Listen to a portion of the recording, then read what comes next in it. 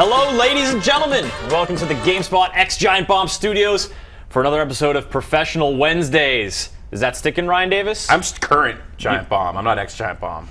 Wow. And I'm going to say if you're going to use that, you got to say Cross. Cross. Yeah, that was good one. X Games. This would be Giant Bomb X GameSpot. That would have been better, more appropriate. Yes. And plus GameSpot. If we're going to do it sort of that mathematical, This is going poorly already.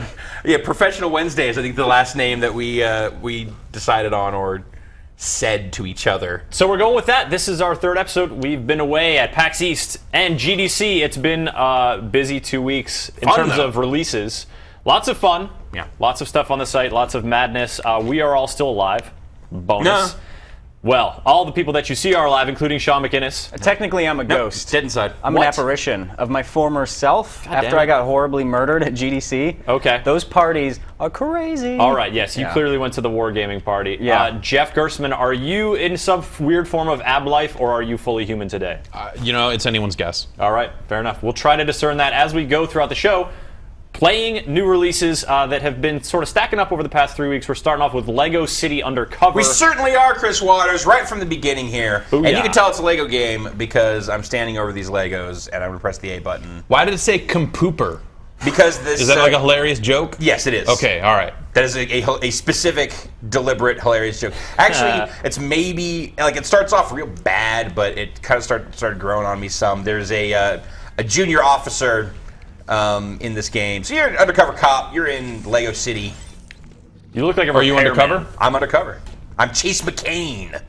Currently in my civvies here. Yeah. But this is your red Officer hoodie. Frank Honey, who is a little bit insane. Prone to whacking himself in the eyeball. Prone to shenanigans. He broke this computer and keeps calling it a computer. Oh, Frank. Things You like that. card. But my favorite part is that whenever you have contact with him on the radio, in fact, I'm going to have to turn this thing up.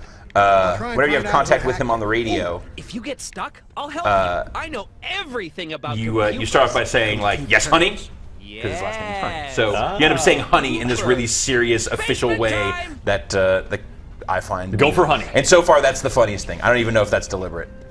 I think it probably is. But we're just running around in this the police station at the start of the game. Kind of a lot of like premise setup about who you are, like your history in Lego City. Like this is the police chief, but he used to be like the lieutenant, and he took he actually arrested this dude in this huge case that you are famous for. So like there's this weird history and animosity between you. You've got this female interest who's in like witness protection now, but you blew her cover, so now this villain who you had caught earlier. And this is like the first 10 minutes. They pack so much premise into this goddamn game. This is like 3 weeks of CSI. Yeah, in one episode, or in the very early premise. But it sounds like fairly boilerplate stuff. Part of this game is that they're just like they play off the whole cop show routine. Right, we are ham it making up. like there's a scene that's coming up here which I was a little baffled by, but yeah, I guess it fits the whole undercover cop theme here. Where you're going into a meeting and it's you and Starsky and Hutch and Crockett and Tubbs and Columbo's there and Dirty Harry's there. All of them. All of them work for this police force in Lego City. Wow. Or, Lego versions of Moonlighting. This is of them. our basement. I'll give you So kind of, this is a open world game. That is the hook here versus the other Lego games, but it still feels a lot like the Lego games you've played. As far studs to collect, as far as things I am to collecting break these and then studs, assemble. busting stuff up and reassembling it. But then there is this, more traditional open world. I get the feeling that, like, all right, with an Kind of open mission world and with the focus on collectibles that Traveler's Tales has in these games, you could just like go down a real dark spiral of obsessive collecting that you could never emerge from. Potentially, it does seem like right from the word go, there's just stuff all over the ground and things that you can, like, you can punch just about anything, and either studs or pieces or some other collectible will fall out of them. So you could like never do a mission and just spend just an insane amount of time Just go around punching everything. punching literally everything. Which I mean, that's how Sean plays GTA. That basically is. And also most other games, in fact. Yeah, so just punching until Legos come out. there's certainly some fun to be had there. We're getting a handful of questions out of the chat here. Jeff Gerstmann, what's going on? The number one question is, I mean, we're not getting audio out here, so I don't know. Do these Legos, do they talk? These Legos talk. Okay, well the question is, should they? You know what? This one wouldn't work without them talking. Okay. You need the like melodramatic delivery. Yeah, of and there's actually some funny stuff in here. And is this the same studio as the other Lego games? Who did? I mean, this is Traveler's Tales. I can't say it's the same studio, but that's the same name. I think this is the TT Fusion one, right? Right. This is TT. This is TT Fusion. TT Fusion. Yeah. So it's some studio, I think. It's still a Traveler's Tales joint. And this is the beginning of the game. Some people are saying like that. Hey, wait a minute! I thought this was an open world game. It is. It is. We are just for circumstances. We are playing from the very beginning of the game. It's almost as if the Wii U is a total hassle when it comes to bringing saves from place to place. No, Jeff. It's exactly like that. Oh. So here I've got a new costume. So now I can go out of my street clothes. Hey, looking. Oh, there we go. Now I'm hearing that guy. These Legos should not talk. Costumes, big thing, right? Like, whereas in other Lego games you would like switch between, you know, Padme and Jar Jar Binks to get different things done. Here you switch costumes because you're still chased the whole time. Okay, so you'll put on like, now I'm got this jetpack, or like, Now I'm a fireman and I can climb ladders. Okay, yeah. You in there? Is that you? You know they have LEDs on like fireman ladders now, on fire truck ladders? Just like all the way up so you can see what you're doing. That seems That smart. seems pretty smart. Yeah. Good innovations in ladder technology. I mean, Right? they're few and far between, but when you get them, it's Hey, Vinny. Yeah. This is Scotch Loud. You just spoke to me. A little bit. He is smitten. Yeah. This is the dreamy Lego S. It's the guy you told me about. I feel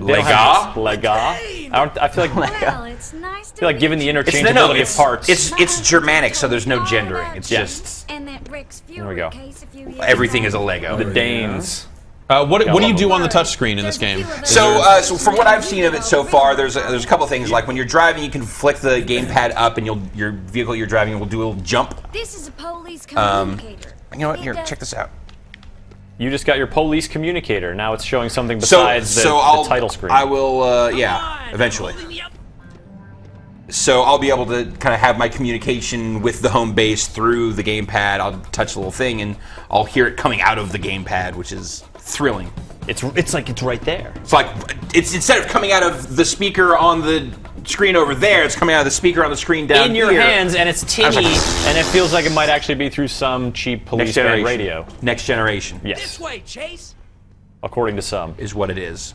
It's the future of Go video Chase, games. go! So Kevin Van Orden reviewed this for GameSpot. He All right. can't join us today. He is stricken ill. He's straight ill. He is sick. Yeah, he's out. Alas. Gave it a 8.0, I believe. You liked it. And really liked it. Yeah. I think he's a little bit generous with that. You think so? I think from what I've seen, he has played a lot more of it than I have. He's completed it, I assume. Oh yeah. But I'm not waking him up. from what I've seen, I felt that based on the other recent, Lego games that have come out, I felt like the trade-off of this open world construct for a certain amount of just, I don't know, I feel like polish of just visual fidelity. Like the last few Lego games look kind of incredible. Look really sharp because they did that thing where it wasn't all just Lego blocks and Lego coloration. Like you, but even just mix in other types of assets. The tech, like there are things about the just motion blur and lighting effects and A lot of depth of field and stuff. yes, too, good depth right? of field effects. Absolutely, Jeff. That's a good example. Like all this kind of stuff If you're looking for donuts, then they're in the that this game just doesn't have Well, they will. or doesn't do as well. And then also, all right, I'm gonna do this thing. Hey, Chase, you got the communicator working. Yeah, but now I have to help Frank. I don't know if you guys could hear that through Ryan's mic. Your but thing talked. There's a lady It's possessed talking by over through his demons. Wii U. Communicator and enabled its scanner. That It's lady's talking out of your screaming, chest. so Why does your you wouldn't gamepad have a see southern otherwise. accent? Like ghosts. I told you, that was your reflection, Frank. Thanks, Ellie. I'll never forget. And he pulls out something out of his non-existent pocket Oh man. as part of that. Oh shit. But there also be like you're looking for a criminal. So you'll hold the gamepad up and scan around environment, zoom in on them, do a scan. You'll type identify thing. the perp. Yeah, identify who your perp is. And then you'll chase like him- this first chase him case we'll do. Hopefully we'll get to this. Okay, so here's an early example of one of the things you'll do. Trace these footsteps. You are sleuthing. It's almost like another game I recently played. Yeah. Is it the footsteps that makes the I've done it before. fat bass line? Yes. Hey, you Now I found this found it. dope key. That was a pretty good I'll let you baseline. wake That was him up. nice. I've got some important work to do. There's a little motion blur around him, but it's just you know, they Here's chose the scale. knock on the door. He's a really deep sleeper. Come on. You have to give the briefing. Every bit of voice acting that I'm hearing in this game makes me not want to hear this game ever again. Is that weird? No, I had that feeling at first as well, but like you kind of start getting into the feel for it, and it kind of works. Like my first impression of the Frank Honey character was just no. It was like, stop it, No. computer. I don't want to. No, I don't want none of that. But I don't know. Guy's got a donut on his face. I wish I had a donut on my face. Aspirational characters in Yeah. video gaming. So Yeah, let's you hang know? out for a solid minute or so. What are you guys up to, Chris? Well, you just got back from Disneyland. How was Oh that? yeah, that was a great trip. yeah. Thanks to your advice, Yeah. like some good pro tips for navigating the park. My first time at any Disney park, and like I was saying before, I love that it's just like so. Every nook and cranny is dedicated to the Disney, To the theme. to theme. Well, your point was that you had never been to a Disney park before, and you were trying to compare it to something like Great America. Yeah. Which you're right. That is a parking lot with roller With coasters. awesome roller coasters. This was your first time at Disneyland? At any Yeah. Disney What at any the Disney hell place. is wrong with you? No, what I the grew hell up is at- wrong with his parents? Yeah, I grew what's up wrong with your parents? Possibly as far in the continental U.S. as you can get. What is wrong with From Terry a and Disney Terry park. Waters? Terry and Terry Terry Waters. and Terry Waters. You're that wonderful. we were assuming both of You know, we Parents went are- on vacations to New Jersey instead of Disneyland. Yeah. We had cousins. Ah, there. you know, it's It was a fun. wash. That's Yeah. that's even money. They had action figures. It was like a theme park down there. It was great. Did they ever let you play with them? No. I think that's on the state. I was crest. the oldest cousin. They would. Oh, okay. They were You- dying to let me play with Got them. it. Man. Oh, it's almost. Video game time All again. Wow. Yay! How frequent are those load times? Anytime there's some sort of cutscene. Really? Yeah. That was pretty long. They're That brutal. was- They're fucking brutal, man. That was over 60 seconds. Yeah. Yeah, I know. Yeah, there's Time for some Well, it has to reckless load all the driving. next gen graphics. It does. Hey, Like Chase, that, I've updated Transamerica your pyramid in the communicator background, again which and is crystal turned on clear. the navigation system. You can use it to find your way around Lego City. I've marked the location of Cherry Tree Bank on it with a police sheet. Why does it look like he's If you dry wanna see humping the best way that to drive tablet? somewhere, just press and Well, hold the location you're not seeing what I'm seeing on the screen over here, so Oh, okay. Give it a otherwise you try. get it. All right, so I don't know if we can cut to the gamepad here to show this thrilling. Oh, you got a use. map. So I'm It's over miniature. here.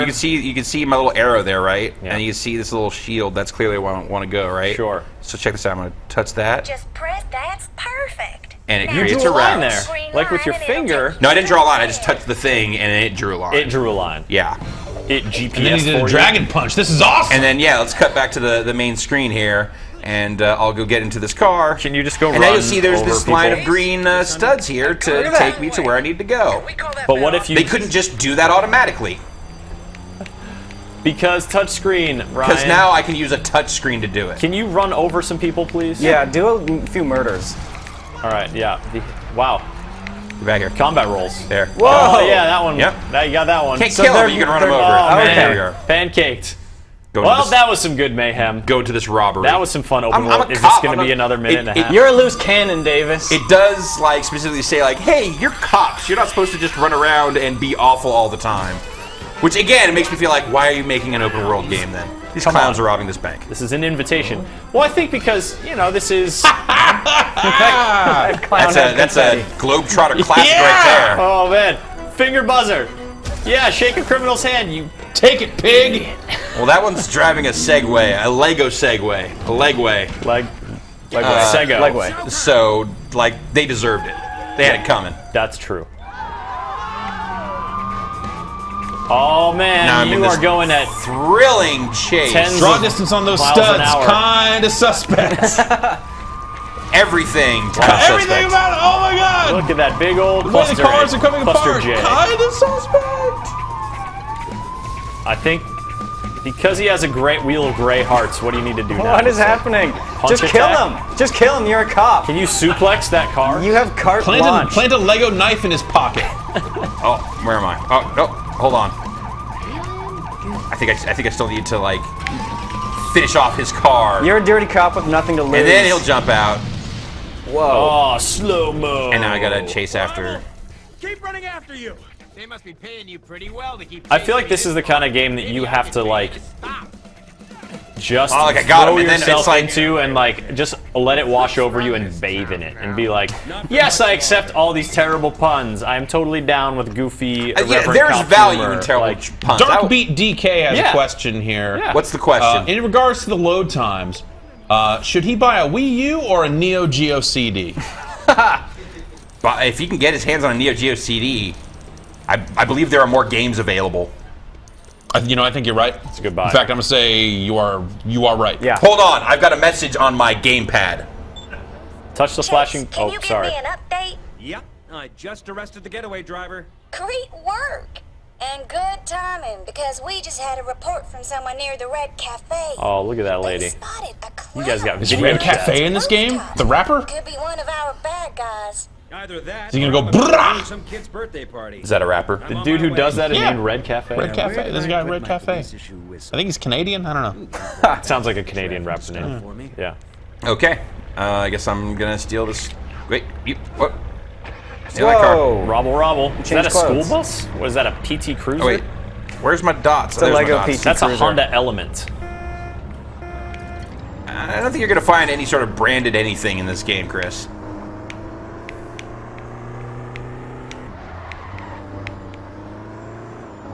I don't like the way cars drive. Granted, it's it's early, so it could just be kind of the GTA style. Like, yeah, the first dozen or so cars you drive are gonna be kind of awful. But they are.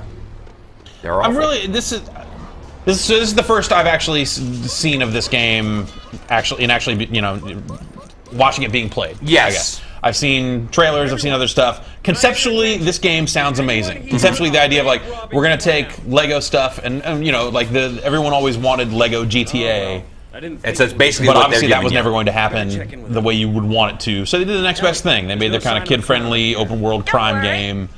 But this is also like the first non-other IP Lego game, right? Like, Well, Lego Island. I mean, this Sure. of the modern era. Yes, you're right. Of the modern of the Traverse post-Lego Tales. Star Wars. Yeah, like they've been on that run, and I feel like so much of the humor that's appealing about that is this kind of cutesy, irreverent take Right. on the source material that you know and yeah. love, and All getting right. to do stuff that you've done already. Before you transition to the next thing, Ryan Davis, Jeff, are the polls working in the chat? No, that's No. Give it a couple weeks. I just came out of a meeting about that. Alas! All right, we're moving on But soon. I just want to say, but I think this game looks like shit. Yeah. Like what Could the you- fuck, dude? could you be more candid, please? So let's cut back to this. This is It's Like bumming what me out texture bad. shit? Like this should be awesome. Jeff. Let me show you this part because this will be the last thing that I show here before we move on. Crime scan. Before we bum other people out. So this is where you'll find like these specific ability things is on these spots, and this is where I'll do it. So I'll hit the A button. Only police officers can use scan points, and that's since I'm not dressed as a cop. Quick change. Don't even need to find a phone. There we booth. go. So I will lift up the gamepad, and now as you can see on the gamepad, I can see Whoa. the world around me. Point it at Sean. He is a criminal. As it. Oh, it's Whoa. frames. It's like reality, but augmented. What would you call something like that? So I zoomed in on that Tron? guy. call Are you it- in the Tron? I would call it turbo reality. I didn't ask for this. Are you in Tronverse? Oh, there's where the guy is. I gotta go get him now. That is a classic criminal shack. Are you going to enter by jumping into the skylight? Classic, No. classic criminal shack. Gray old place a little more pretty. Oh, that's more like Anyway, there's stuff like that. Look, now he's This is made a Lego thing. City Undercover. so myself. Lego City Undercover. I think Kevin Van Ord was, maybe a little generous. we've got some negative reactions here, to All say right. the least. If you are looking for a more positive take, Kevin Van Ord liked it a lot, and there's a video review and review on GameSpot. We're going to move on to the next game, which Sean McInnes is going to be driving. I I can refuse stop to believe playing this? that clown would not have dead bodies in that shack. You can stop playing that. There should be so many dead You have to children in suspend that your shack. disbelief about clowns. Patrick, are you They're over Lego there, clowns. man, in the shack? Yeah. I feel like you're a little bit sad over there and tired. Oh, The Shrink Shack. It's rewarded for all my hard work at PAX East and GDC. I thought we agreed it was going to be the rap room. No. No one agreed that. Shrink Shack. You're going to actually be playing a game in there, and we'll send someone in there to help you out. But that'll be in a little bit, so you just go back to sleep or monster hunting or whatever you do. Cool. Sean. Yeah. What is this? You're looking at a moon with a hammer. I'm trying to hammer the moon right now. Yes. This is me hammering the moon. And you stupid moon! Take that, moon! The moon is responsible for all your troubles. Yes.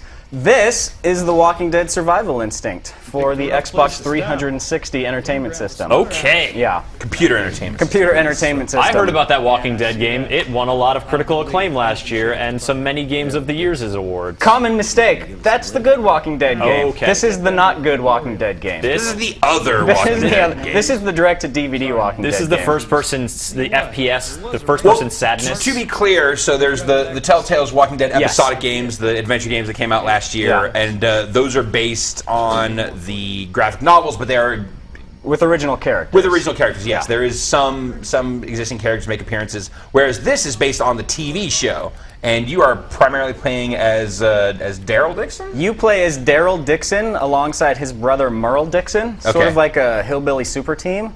So do you ever play as Merle? No, you never play as Merle. No one wants to play as Merle. But I want to play as Merle. He's a raging ass. Michael Rooker's down as fuck. Yeah, I love awesome. Michael Rooker. Rooker is so awesome. That is true. He's pretty baller. Oh, yeah.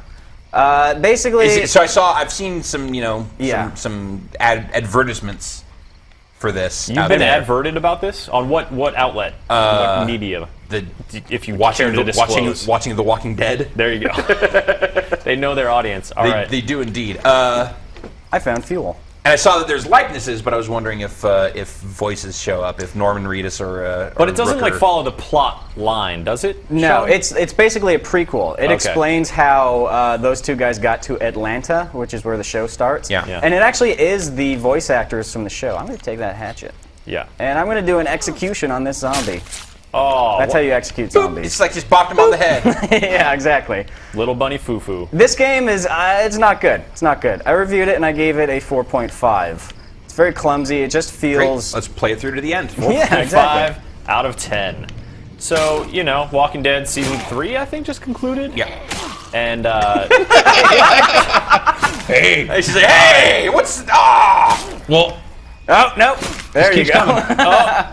And that's how zombies die in this game. I was going to say, it seems like these zombies are barely even... I'm going to switch to... What should I switch Daryl to? doesn't use a shotgun, come on. Daryl uses his crossbow. That does not look like Daryl's crossbow. Now get your... Okay, so you are you're saying Daryl's crossbow on the show doesn't have a red dot sight on it? Is that what I you're think trying he to tell has a me? sight on it, but I don't think... He also keeps like a bunch of arrows on it. He's got a quiver on it. It's got, Well, when like, you finish the game, I'm sure it's explained why the crossbow goes through the changes. Oh, it maybe goes you through like, the arc of the you acquire crossbow. new gear. It's Your in the starting voxophones, crossbow. guys. It's in the voxophones. This is crossbow Yeah. origins. He falls down and breaks the crossbow and then has to fix it with... Oh, I'm going to execute all these zombies. Check this out. Great. Here we go. Do you have like a multi-execute? Oh, no! Because I that looks like you just execute. punched a zombie Good in the stuff. butt with a crossbow. Yeah, it's more or less what happened. Sean, I just want to say, this looks incredibly tedious. It is pretty tedious. The But problem, didn't you hear the dramatic music? There is some pretty dramatic music. I missed it. All right, this game, the chat wants to know, the people at home want to know, better or worse than Aliens Colonial Marines? Oh my god, I haven't played Colonial Marines, but this game is kind of a shit show. I'm going to say worse. It looks worse. There's nothing, so here's the thing, there's nothing really frustrating about this game. Thank you, sir. May I have another? You got me. There's not. Sorry. I'm going guns loud. It's time to go loud and splattery. Yeah, the problem is that the zombies are just not scary in the least. Like, they attack you like this, and you just get a quick time event, and you instantly kill them right away. Like, this llooks better. Like, this looks preferable to what you were doing before. Like, Yeah, this seems like the way you was. should Yeah, be. you should just not shoot anyone ever. Yeah, just wait for the zombies to come up on you and then be like, look. I think when Alex wrote the review, he said that this ended up being the most efficient way to deal with most enemies. It sure looks like it. It is pretty efficient. Gosh. Just fire a shotgun, let them all come to you. Then you don't have to bother searching them out. I gotta drink my Gatorade, guys, sorry. Oh, is it licensed? I'm healing up with Gatorade. You gotta get some electrolytes. Does that Vitamin Waters 50 cent make money off this? So much zombie blood. What? I yeah. want the heads to like basically squish and just shoot out guts and There's this goo as if weird- they were like just a rubber balloon, like they were in the show lately. Flat boxiness here Yeah. that's reminding me of like late 90s, like before Quake said like, hey, we can make everything polygonal, when they were still doing a lot of sprite-based trickery. Spiritual successor to Redneck Rampage. Yeah, that's actually what I was specifically thinking of with Yeah. Redneck Rampage. I wish I was Absolutely. playing Redneck Rampage. I mean, right you're now. playing as two rednecks. and I'm going on a little You're bit of a arguably rampage. on a rampage. Yeah, this seems Rampage-like. Yeah. Well, if the reveal at the end of the game is that none of these people were zombies and you were just tripping out on ketamine or something, you were just like. Well, I don't want to spoil anything at the end, but it's pretty. Then Dude, not other everyone's games seen- have a contender Yeah, for best a trunk twist. full of cat, and then it went weird, and then I killed all these people, and whoops! Jeff, not All these everyone's people looked seen all the left season up. finale. Okay, that's Okay, not all right. cool. Sorry for the Spoilers. spoilers, Jesus guys. Christ. Yeah, This watch is out. live. It like just happened. It was like 3 days old. Sean, you were reviewing this game a few weeks ago, and I walked That I over, was. and you just literally for about 5 minutes were punching the same zombie in the crotch. Oh yeah. You want me to just do this for a while? So I More got him than in anything. a corner. I like the cut though. Cut him again. You want me to just like cut his dick off a few times? Cut him. No, I just wanted cut him. I wanted Yeah. to see what the battle damage looks like. All right, that's good. That's fine. That's a lot of You go back dick to cuts. question. Much. Yeah. I got to go for the head, otherwise he won't die. Because he does that kind of like arm shake thing that looks like it's going to be the next. Just let the slack-jawed fall every time. Just, ah! They just fall limply to the ground. Oh, that guy doesn't have an arm. I wonder if I can cut his other arm off. That might be. No, he's dead. He's dead. Doesn't matter anymore. Doesn't matter. Moot point. Nope, we're moving on. The zombies. So I saw you're collecting gas here. Yeah, so there's kind of like a fuel management thing. It's almost like Oregon Trail a little bit in some ways, because it is a road trip game. You're going from city to city. Do these zombies just have dysentery? Yeah, I wish. That's all it is. They're all Jesus and they all died of dysentery. Oh, we are so dehydrated. That's why you can see our ribs. Ooh, squirrel collectible. I will take it. And that is a dead ranger's crotch. So you go from city to city, That checks out. and you kind of get to choose your route, like which one's going to have more items to find, but which one is going to burn through more fuel, Like that sort of FTL. thing. Kind of. Directly inspired by. Yeah, it's basically FTL. I loved FTL. but Did the same shitty guy and do the with music? zombies. The problem is that it's just the zombies are such pushovers that you don't really care anymore about Is there a harder difficulty to play it on to As you really would- get more Even the odds. even the odds. get more excitement out of the experience? There is a harder difficulty, but it really only seems to affect the amount of HP you have. It doesn't make the zombies any more intimidating, really. They're basically just slack-jawed yokels. How long Why does it don't take you to just- beat this video game? Generously speaking, probably about 5 hours. But if you know what you're doing and you're replaying it a second time, you could rush it in probably like 2 or 3. And everyone would want to play it a second time. We wanna get to the Absolutely. endings. Playability. Because you get cheats. You want to unlock all the routes. That's why I have the crossbow right now. Oh. Because normally you get this about halfway through the game, but I got the cheat that gives it to me right away. Did you get big head Also, mode? the assault rifle. Oh, big head mode? Yeah. I seriously think a big head mode mod would be maybe one of the best things to happen to this game. That could be kind of cool. Maybe. Are you still there? Yeah. All right, so we hear people talking very briefly. Let's talk about. Do you interact with other people besides Merle? Are there like decisions to be You made do, or you do. relationships? I mean, And- any echoes of what made Telltale's The Walking Dead so fantastic? Not really. No, You not find survivors and they send you on fetch quests. It's like you need to find a new car, and you find the one person in town who's got the keys for you. But in order to do that, you need to go rescue their cat or something like that. That's kind of how things tend to work. That's how it would work if there were zombies. Yeah, in real life, you know. Where am I supposed to be going? I'm supposed to Probably be where the going- screaming is. Oh, hey. Are you a zombie? He looks kind of real. Not No. zombie. Nope. Head shorts. He's dead. He's dead. Don't worry about it. So I've never seen the TV show. Is there anything in this game? Like, if you like the TV show and enjoy the TV show, is there anything in this that you're like, well, at least there's this? Well, you're playing as kind of one of the more likable, interesting characters on the show, but Does he voice the character? he does. He Yeah. does? Yeah. But But you can't in see this his context, it's not really, because like what's interesting about Daryl is kind of his coming from what he is here. His and the kind of character the goes from being the outsider, the like, you know, I'm just with Merle, to like working into this yeah, he's community central and to the group and everything. yeah, that whole thing is It's about like combat the looks human drama. so Did the bad. zombies in the TV show just kind of like mope No. up to you like that? It's And like you- Kind of. Yeah, but I mean, they they're are actually zombies. frightening, Yeah. and you have people acting scared of them, Whoa. so that I it get- yeah. makes them seem a Well, little more scary. importantly, it's All right, Quick just time die. events. The Walking Dead Sean. is not actually about zombies. Sean, yes. It's about people. Like Wait a first, minute. first and foremost. Sean, can you Then just die from who a is the zombie Walking attack? Do you want me to Dead, die from a zombie Yeah. attack? Is But it I've got physically so much possible? Gatorade left, It's Chris. the people, Jeff. They're the real Walking Dead. Oh man, I had never considered that. Oh, shit. That's why we have the show. You're out of bullets. Let bullets. one of these zombies kill you, and let's move on to the next game. You want? All right. Yeah, how long is that going to take? How about I long do this? for- Suck it, zombie. No, this is you. Bounced right off that zombie's head. Oh. No, you. Oh, no. Oh, no. Oh. I died. I wanted you Zombies to win. die from a zombie attack. Oh, you want me to? But that's basically even a zombie possible? attack. Do you ever, you That was never pretty get to good, though. become You a bounced zombie. that right off. We don't Before have it. that kind of time, Chris. All How right, is the fine. multiplayer? Oh, the multiplayer is great. It's rich and vibrant. Is that even a thing? There is no multiplayer. There's no multiplayer. Okay, There's good. no multiplayer. This seems like the exact sort of game that they would just cheaply cram in some kind of multiplayer. Right? They didn't even But bother. they didn't even do that. They didn't even That's, bother. Good on them for cutting you the couldn't- losses you at some point. couldn't They do too. said that. 5 hour single player. You want a 60 zombie bucks, to kill me. fine. It- Whatever. Pull it is together a 60. horde This is mode not- for this. Here, I'll let a zombie kill me. Here. Actually, I Stand can't- there and take it. I cannot officially speak to the price. So I'm at about half. Take it. I'm at about half health right now. Yep. And it's gonna take a while. It's a really good faces. Keep dying. There's only about 4 Oh, faces in the game. I hear crunching. All right. And that's it. And you respawn at the last checkpoint. And with Okay, that, this Sean game is dead. appears. This game appears to have launched at $50 Okay. and is now available for $40. Oh, okay. Does that make you feel any better? No. Would that raise your score from the 4.0 that you gave it? No.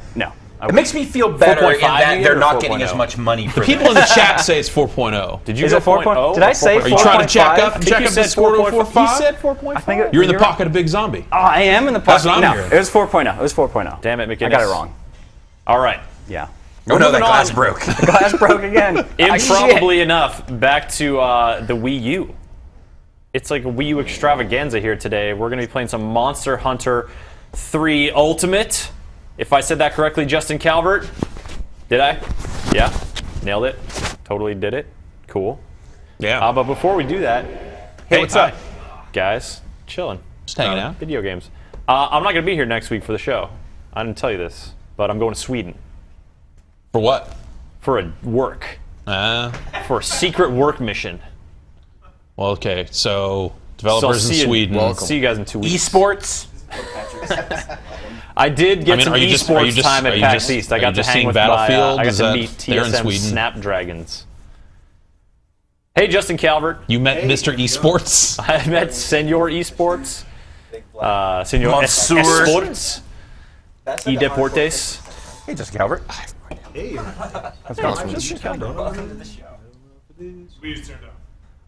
We're making Wii U games happen in the Monster Hunter. I think realm. I'm too You far guys from ever the hunt console. monsters in a No, Monster no, Hunter you're game? good. I tried playing this game when it came out on the Wii before it was Ultimate. When it was Monster Hunter Free Try. Tried a little bit of that, Uh-huh. and had the same experience I think I have every time I try a Monster Hunter game of playing it for like 45 minutes or an hour or so, and just going like, I'm not having a good time with Not your any jam? facet of the way this game controls or plays or anything. And it's weird because it's so huge in Japan. So every time, and also, it's got that kind of 4-player online thing like Phantasy Star Online, which I love. So I'm always kind of drawn back to it because of that. Do you end up getting into multiplayer matches during your time? No, I never feel comfortable doing that because I'm just struggling so much with every other part of the game. just I don't want to basically get your inflict footing? that on anyone Yeah. else. Yeah. So I feel like I just never find my footing. And I've gone to events where Capcom's like, come on, we'll help explain it to you. No, they don't. They don't say it. You need to run up to you need to dodge that. That's basically the advice. All right. So I don't know. Yeah. So hearing Patrick talking about it on the podcast from what he's played, and he's got an article up on the site now. Yeah, I was reading Patrick's article talking about earlier. that Patrick, stuff. you sort of seems like you were in Jeff's position of like had maybe tried it out or just were interested in what the deal was, but you had to straight up get a mentor to like guide you through before you really got what the magic was all about. Yeah, I mean that's That's what people had told me. I didn't do that for like the first 8 hours because I had the game ahead of time. But then I was able to connect with like Mark McDonald and Polygon's Phil Kohler, and the moment I went online and realized that the single player is just sort of like getting you situated for the multiplayer, I mean, like, I didn't even realize that when you finish the single player, you've only seen half the monsters of the game. The other 50% of the monsters are all squarely in the multiplayer. So that really is the sort of like what it's training you for. It just does such a terrible job training you for it. And having gone through it, every time that Capcom USA comes out and trouts the kind of says that, oh, this is the one that's going to break through, like we fixed it this time, they're just actively lying because they have done very little to address that in any meaningful way, which is really frustrating. But you did manage to get 8 hours of solid enjoyment out of it before you went ahead and like rolled with the big dogs and got into fighting a whatever crazy monster name. Some sort of worm. Jaggy. I played it for 8 hours. I don't know if I would call it solid or enjoyment. But it took 8 hours to kind of come to grips with the mechanics, and then once I did that, it stopped being sort of an intellectual curiosity and more of, oh, I see what this is, I'm going to keep playing this because I want to. And are you currently playing it on your 3DS as well?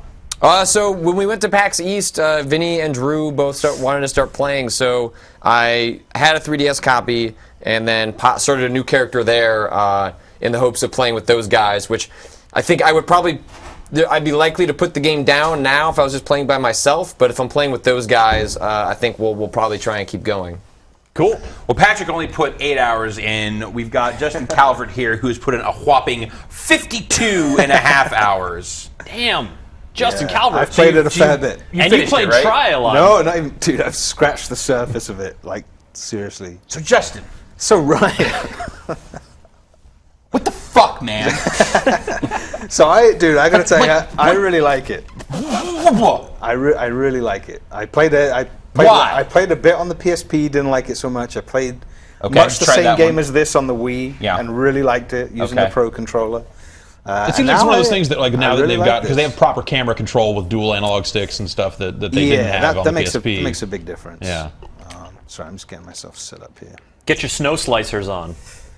Yeah. So, were you going to try and join me, Patrick? Are you in the multiplayer lobby? I am not yet, but I will be really soon. All right. So if Patrick joins you with 3DS, like a local hookup between the 3DS and the Wii U, he can hop in here and monster hunt with you? Yes, he can. But you can only do that locally. If you want to play Wii U and 3DS over the internet, you have to have a Wii U acting as a hub. Yep. Like, it's weird. It's basically like the weird party, like they had released that app on the PlayStation 3 that was specifically so PSP owners could play Monster Hunter over the internet, but it happened to work with some other games too. Yeah. But you had to have your Wii U or PS3 running as just an access point. Yes, exactly. And all it could do was accept these tunneling. It was basically just running like one of those weird tunnel things that... Like, hey, trick GameCube games into being playable online. Right.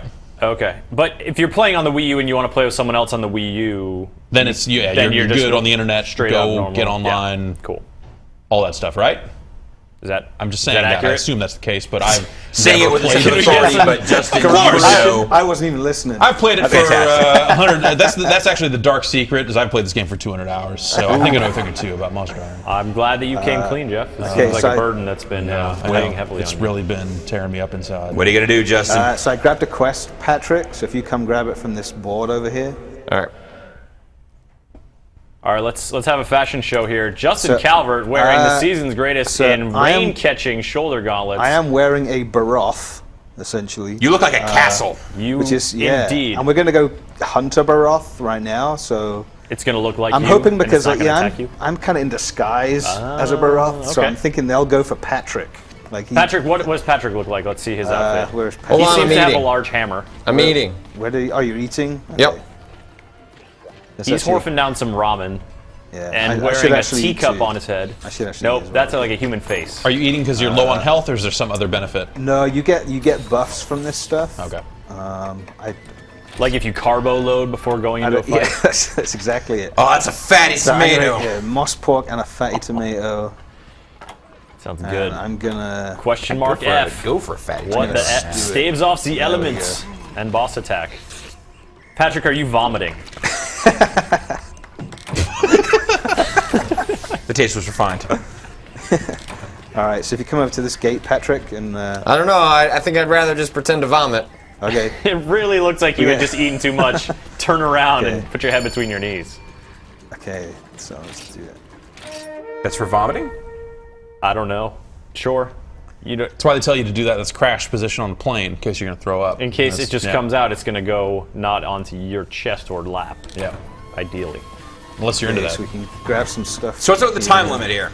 So you have a 50-minute time limit. They kind of have to put that in because some of the monsters, like where I'm at in the game right now, I'm hunting monsters that they're not killing me, but within the 50-minute time limit, I actually just can't do enough damage to them, and so yeah, that's why the time limit is there. To So keep you it both are challenging, just kind I of guess. going through the motions, like, nah, He's like, I'm not at going each to kill other. you, It's but like, I you're not can't going to kill you. me. You're not gonna kill me. Like, Hey, let's just. We got 45 minutes to kill. Right. What are we You doing want to here? barbecue some meat? I don't know. It's a union gig, so we just Okay. got to show up.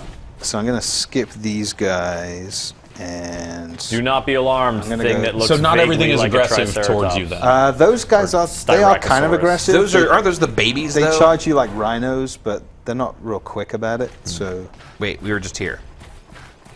no, it just looks. Exactly. Explodes You're way in the faster same than Lego biome. City Undercover. It does So, look you know. faster. Well, it is a Wii game, so that helps.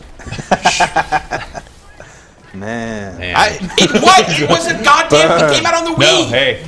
Now you know what they added? Well, What did they add? on paper, what makes it way better? On paper, they added a ton of stuff. Uh-huh. So they add. Oh, Let's look at this piece of paper. there it is. I don't have it with me. I mean, they added hell of quests, right? They Isn't added that the first bullet they like point more on than paper? They more than doubled the number of quests. Okay. They added tons and tons of new armor and items and stuff like that. You do kind of look like that Some thing. new monsters. That bug doesn't care monster. I though. don't know if you're only wow. going to be alarmed. There's You. a Damn. giant mosquito How did that just mugged you. that's? This is great. This is the magic of Monster Hunter. Right here You just got is scattered. going into an area, loading 3 times, and then on your first encounter, a bug laying you the fuck Just getting out. know, murked right? by a mosquito. Yep. Wow. Except you're still alive. If it was like Demon Souls or Dark Souls, that mosquito would have been it for you. So these. And these- then- You know what? I'd respect it more if You like that if better? if that mosquito had just ended Justin right then and there. Like 50 minutes, got to make it count. Like nope. All right, so you're in here. You're getting whacked around by I this am. monster. You're trying to like slice and dice. So these they scale up for multiplayer, which I had forgotten because I beat these for fun in single player. You beat it for fun in single player. So does that mean Yes. this should be a pretty But easy It should fight for be, you? Except it does scale up in multiplayer. What are your abilities here? What can we do to this? Flex? I was could- yeah, I don't pose. really have a lot of abilities. I just have my dual blades, which I need to sharpen frequently. We're getting some questions here. Wanted to know what the camera controls on the 3DS. I fainted. So we see. Oh, we lost Patrick. Lost Patrick. I'll be back. Well, he was taking the brunt of this thing for a was. while. Well, Patrick, what are the camera controls like there? Does it have support for the weird bolt-on analog stick thing? Yeah, it's the Circle Yeah, Pad it does. Pro. And Yeah. you kind of need that. Yeah, in my opinion. our review of it, Wow. our freelancer said you basically need the Circle Pad Yeah, Pro you- to play it in any kind of functional way. I mean, Yeah. not functional, but any kind of pleasurable way, I guess. I like the first. Functional? Functional. We'll go with that. The one thing they did add to both versions though is a lock-on. I think he's So just the- shaking rocks off of it. Yeah. Oh, so they added a lock on? So they added a lock-on of sorts. So They added a half-ass lock on. So so normally the left trigger would just position the camera behind you. Yeah. But I've locked it onto this Baroth now, so when I click the left trigger, it moves. That's like your anchor so it point for locks the onto camera. it, yeah. So you Which turn away actually from works it. really well. But you can also baby it by constantly pressing that button over and over. Yes. Collateral damage, mosquito. I can't believe you let one of those knock you on your ass. I know, earlier. that was a great way to start this. So, I mean, you're basically wailing on this thing. We're not seeing jeez. any kind of health bar. You are clearly now So I had- enveloped in a turd. Yeah. Like, So so there are health bars and stuff for me, but I've chosen to have Patrick, all step back in the mix. Get I back have, over there. I have all of those on the gamepad. oh, cool. So that gives you this clean HUD. So I've put all my HUD stuff on the gamepad. I gotta be careful. Do you appreciate that functionality? Seems nice. Yeah, that's definitely how I play at home and stuff. Is just have the game. But then on the enemies, do they change attack patterns as they get damaged? Is there some kind of visible damage you can see? Yeah, they start limping pretty visibly, and then with most, it's like with this guy, you can chop his tail off, and then you get to loot the tail separately. And you can also, if you kind of smash the top of his head, then you get to loot his crown as well. And that's most of the monsters have something like that, where if you kind of focus damage on a particular area, you get extra stuff. You get extra stuff. Now, what sort of loot? Is it literally just loot, like swords and stuff, or is it all? No, it's like crafting materials and gear. Yeah, it's just bits of the monster. So I hope you enjoy obtuse crafting systems. Yeah, Will you just kill that mosquito, please? Sure. You just don't like this one hanging around? That was. Thank you, Justin. I appreciate that. It was Nice really big annoying flourish up to that one hit it took to kill that thing. Stylish. You got determined again. I think I have something to get rid of that. Determining? I saw a movie like this once. I should have had a cleanse thing. Oh, he ran away. Did you see which way he went? Nope. I wasn't paying attention. Okay, he probably. We should have tagged him. We forgot to tag him. Yeah, I have a paintball. Yeah, I mean, I'm not a Monster Hunter expert. One of the things I do know is you can throw a paintball at the monster, and then that lets you track it for a while on the map. So that monster just pieced out. He did. It was like, you guys are hurting me a little bit. Maybe I just go away from you. Come here. He's over here. He is? Okay. So were you seeing like? And this all goes back to the original Monster Hunter. Like a lot of these systems, a lot of these basic fundamentals are the same from the 2004 release. If it ain't broke, I guess. It's horribly, horribly broken. So what is broken about it? Well, for me, it's the as Jeff described it, it was this total inaccessibility of all these systems. They're so obtuse, and that's part of it. But then, like the systems themselves, like the combat is very animation priority heavy. Okay, so it's like you You have hit the to button. commit. You have to commit to your swings, right? But you have the these dual targeting blades system- that are faster, Yeah, right? these are really fast. But then the targeting system is kind of lousy, so it's like hard to tell. Like, wait, am I facing this guy enough that I can actually hit him? And it takes so long. Like, he's got these fast blades, which helps. But a lot of the time, you're dealing with these huge, like stone hammers and axes and stuff, where it's this big old wind up to swing the thing. It's like, oh, I missed the thing that I was aiming for. That took me 5 seconds. so it's a huge risk in combat to do that whole thing.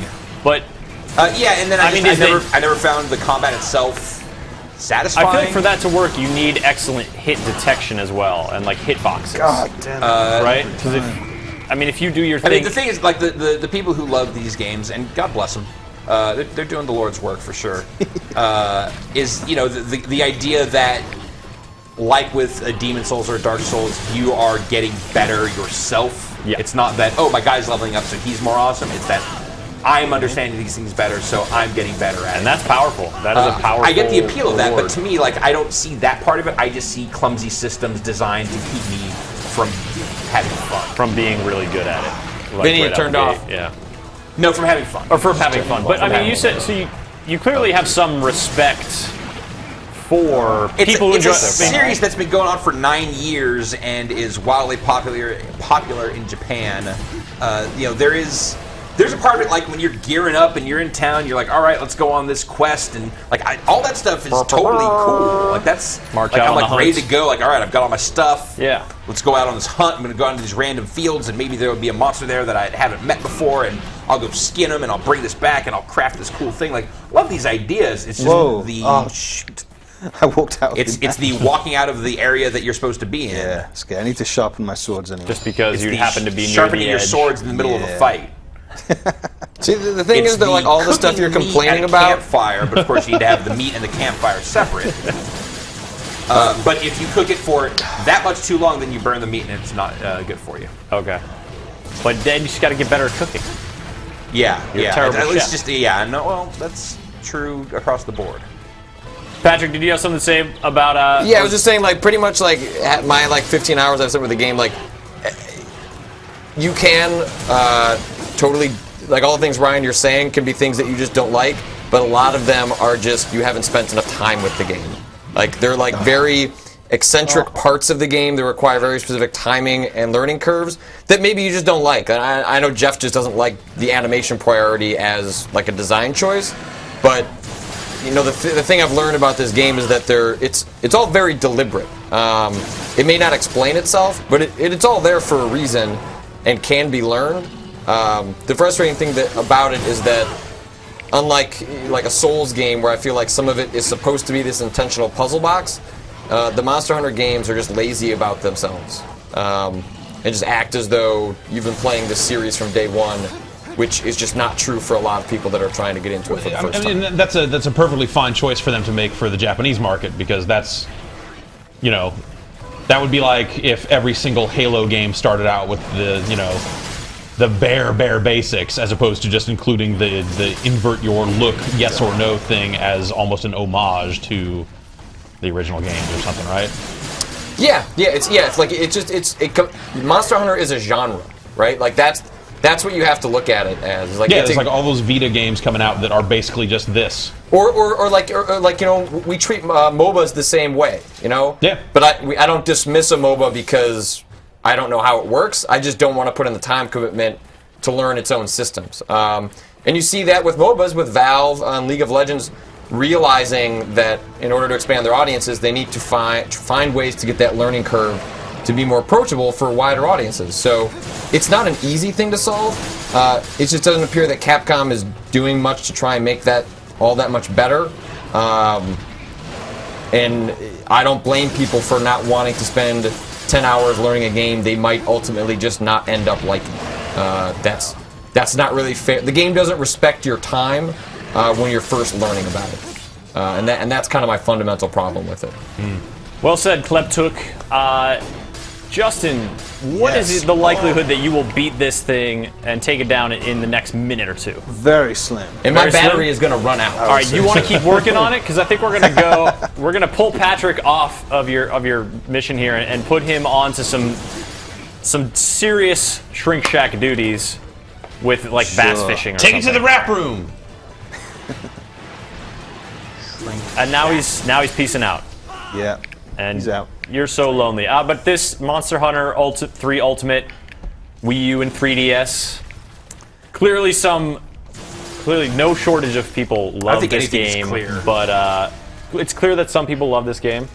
It's got some problems, and Justin just got pooped on like a real lot. And now he's scalping a Renoclops or whatever that just said. What are you going to do with that scalp, Justin? I'm going to use it to make Renoplus armor. That sounds good. All right, Patrick, we're going to change it up in there. Are you ready to unwrap something and play it for the first time? If not literally, then figuratively? Yeah. Written down on our rundown sheet was we were going to play Super Black Bass 3D. Yeah, let's do it. We couldn't find that game. So I went to the eShop and I bought the first fishing game. This is apparently from 2011. That was 2 years ago. But It's like new. Real Fishing 3D Paradise. Welcome See how to they spell paradise. real? It's like a reel. Like a reel. Ooh. Jeff, you do a lot of fishing? Like it exists? Constantly. I'm always out fishing. Fly fishing, or did you know? The flyest Block of and fishing. tackle. Yeah, totally. We're rocking shades. Would you do rock anything less? and We throw got bows Sunners. out on the river. I got these Terminators. You should see the Orlocks I got on my rowboat, man. Sequins on my jacket. It's like a rap video out there. Who is this? Are you... That's Gorup, Chris. All right, so you're a supply man for Captain Gorton.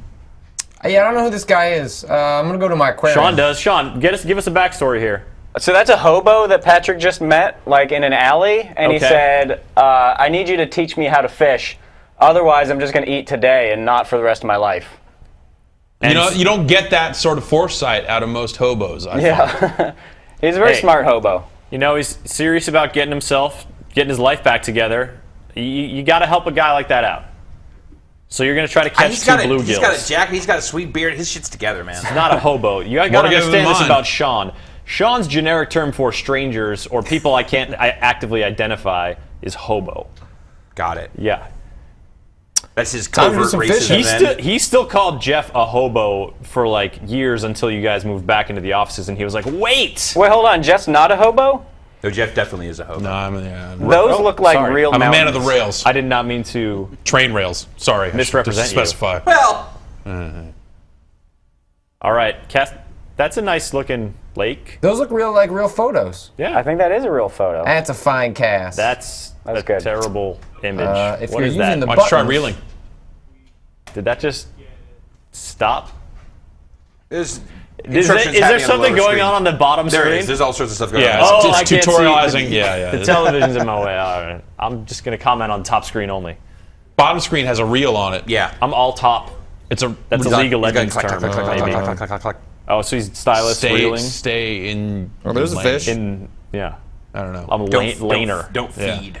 I'm not Yeah. gonna. Come I'm not on, gonna. fish. I don't mess around with the jungle. Don't feed. Stay, Yeah, don't be a stay in your jungler lane either. and Fish, Don't. fish. Yeah. Or junglist. Yeah, I'm gonna Jungleism. I'm gonna AD carry Drum the and top bass. lane. That's where they Wow, go. you're dropping you lost knowledge me. bombs, Chris. Yeah, terminology that I recently learned. Woo! Hey, you always got to be How much of learning, your Justin. soul did you trade away to learn that, Chris Waters? That was a confidential soul contract that I'm not required to disclose the amount of soul. All right. Reeling Did you your ever go lure to fishing, give motion to Ryan? the track Up fish. Petaluma way? No. We would always do our fishing on trips down to Mexico. Really? Yep. Got Baja. Out on a boat? Yeah, get a damn boat, it. go out on the ocean, do some deep sea fishing. Biggest 'Cause catch. it's really easy. Let's go. You Here's just the thing. stand on the side of the boat and It's like there's so much goddamn fish down there. If you know the right spot, you're just throwing lines in the water, going tug tug, pulling out like a giant mackerel or bonita or yellowtail or wow. something. So you're a bit of a seasoned fisherman. I've gone fishing a few times. All right. That's more than the fish I would get were out of rivers or lakes, and so they're It significantly just seems like smaller. a waste of time to me. Like after you've gone like deep sea fishing and just these size, because then you're going back on the boat to the mainland, and on the trip there's guys there that are like filleting and gutting the fish for you. So by the time you step off the boat, like here's a big bag of fish ready to be eaten. You're like great, I didn't have to do any of the awful work. I just got to throw the line out, pull the fish in. Didn't have to go to the grocery store. Exactly, and it's not like this hours-long endurance quest like river or Like lake Monster fishing. Hunter fishing. Woo! Exactly. Caught a fish. What do you got there? Fish on? Bluegill. 8 inches. I'm keeping him. He's on my a, buddy. On a scale of not at all to all the way, how ridiculous is this fishing? All the way. Oh, Wow. it's ridiculous that I spent $20 on this. Did you literally spend $20 on that game? CBS spent $20 on this. I didn't know if that was an exaggeration. I'm trying to cut through hyperbole around here, all right? Nope, We don't operate $19.99. with hyperbole here. That is false. Let's see if I can. That's hyperbole. And ridiculous fishing is $1.99, right? Yeah, I think it might be $3. It's like You could have- $3. Okay, so you could have had like 6 copies of ridiculous. Have you fishing. ridiculous fished, Justin? I have ridiculous fish. Yeah, we had that I on don't the think last I show. like it as much as everyone else, but I do like it. Yeah. Patrick had a pretty good time with that on the last show.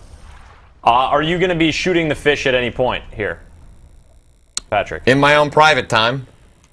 Okay. Yeah, once the show's over. Thank you is that for code? sharing that, being candid with us. Oh, wait. Hey, buddy. That fish wants Fish out. on! Can we pump up this I music? thought it was worth it for the whole thing. Go, go, go, go! Oh, no. Oh, we Best got a part fighter is- here. Is this Jeff here? Ruining the illusion. Oh, no. That's right. The illusion that was so good before. Oh, another bluegill. That is Let's stop looking at this awful photorealistic. old fucking What is it? What is it? Can we Live get, well can we spot? get Jeff's controller synced up so we can play the next game? I need internet. Internet. You can't connect to Xbox Live. Would you like to connect to Xbox halfway between life and death? So you're keeping them in the aquarium? It's not like go to the dinner table, it's go to the aquarium? Yeah, watch. Is this a no-kill fish operation? Catch and release fishing game. No, it's catch and keep. Check it catch out. and imprison. Yeah. The old Look at my man gets fish. off on forcing lower creatures to his will. Yeah, he just sits there with a grid of fish tanks, you know, swirling a little brandy, observing. Naked. Sometimes. You've only seen the jacket. Don't Everything overfeed below him, he's there gonna is die. nothing. Free wheel. Barnacles. Where's the food? There it is. There it is. Everywhere. We're overfeeding this fish. Get that man a pair of waders, damn it. Who needs barnacles on his inner thighs? Crusting up, chafing. Oh, you know that would just tear everything else up down there. He can't wear pants anymore, he just destroys them. That's It's right. like throwing money down the drain. Walks across the house and the barnacles just all to shreds. Switch to boxer briefs just to keep it, you know, sort of okay down there. Yeah, Just doesn't last, though. He has to have like a plankton bath in order 1%. to keep them healthy, though, because otherwise they just dry out, and It's like mom's spaghetti it's down there. horribly painful. What? Ugh. I think we're done with this game, guys. All this barnacle thigh talk is making me hungry. Jeff, what game are we gonna play next? You got Apple Cam? We've got. It's time for Apple Cam. It's time for. We're basically at the halfway point in the show. Yeah. And I know you look like you're flagging. I am. I think it's gonna Chris, be time. I need a you've snack. been having the last few shows. You've had blood sugar issues during the show. Yeah. And by the end, It's a real long live show we do here. you're just dying. This table over. No, that's not gonna work. That's heavy as hell. The table's 1,000 pounds. All right. So yeah, I basically have ended up like cranky and like real near faint towards the end of the last two epic live shows we've done. First half of the show, then we've been getting sunny. This is yeah, on point, good. Chris. No, I'm not a low point. This is proactive consumption of food. It's a maintenance dose. Yeah, I gotta keep No, it I'm just high trying to make 'cause sure I'm- that this is the sterling This high is the high standard point, yeah. that we're basing this Well, on. barnacle thighs, I think that was the cue that we needed to get into some apple cutting here. Yeah, so I'm gonna eat an apple. Any guess as to what kind of apple this is? Like a Brayburn Good guess. or Fuji? It's not. It's neither. It's a Honey Crisp. Oh, Honeycrisp. Yeah, Have you had that? I have. Described by Giancarlo Veronini as the Citizen Kane of apples. Yeah, that's pretty accurate. Fantastic. It's like a stunning, towering achievement of apple. But it's also like copyrighted. It's this weird like. Oh, the, yeah. The name Honeycrisp is a branded name. It's not like These things are like Fuji. rigorously developed at university programs. I think in That's right. Minnesota they have a huge one. I believe that's correct. Minnesota. Would you like a Wisconsin. piece, Ryan? I would love a piece. Justin, Sure, why a little not? Honeycrisp action. Oh, Where did I get this Yeah, knife? that's a classy I think knife. it's some kind of Swedish knife situation because it's got the little. All right, without you know, cutting to the thing here. to the Xbox, I need one of you to tell me where the exclamation point is. You're right on it. Okay. All right. All right, so yeah, Honey Crisp apple, juicy, tart, pretty good. sweet. It's like refreshing. it's a quality apple. I'm glad you guys can. What are the enjoy this differences with me. between the different like names of apple? I mean, that's something I've never quite. What do you mean? You talk about like brand names of apples and Well, so copyright. Honeycrisp is straight up like there's a type of apple, a strain of apple that was developed and named Honeycrisp, and Honeycrisp is a copyrighted name. Like through So to crossbreeding and all that Right. stuff. Yeah. So it's not just an apple. It's this. it's a creepy- product. It's a strain. It's a lifestyle. Okay. The Honeycrisp lifestyle. Get on board. It's a different company. It's a different quality of product. Mindset, really. I'm gonna have another piece of this. Please do. Please hype yourself. But yeah, apple varieties, you of course got the exterior look, right? So some of them are easily visually distinguishable. A Granny Smith, for example, bright green. But then you've got a lot that look, a Brayburn or a Fuji look pretty similar to a Honeycrisp. They've got that sort of mottled, reddish yellow exterior. But You ever had a grapple? no, I've smelled a grapple, and it smelled like grape Kool-Aid, and it grossed me right out. Yeah. So a grapple is just an apple that they inject with fake grape flavor. They call it a grapple. That's what? Yeah. Yeah. You can get them at the store. It's a thing. We'll you go can get get them some. at the Safeway right Yeah. on Grand. I really Really? like grape Kool-Aid. Is that gonna? Do you like apples? Yeah. I love apples. This sounds like a product made for you, Jeff. Jeff, let's go get some grapples after this. I don't know. First, I'm gonna make you play Gears of War Judgment, though. Gears of War man. Judgment. Okay. People can fly. Man, this kind of came and went, huh? Which Gears of War? it did. It did not arrive with much fanfare. Yeah, it's a. Yeah, no one really gave a shit. Well, it's a game with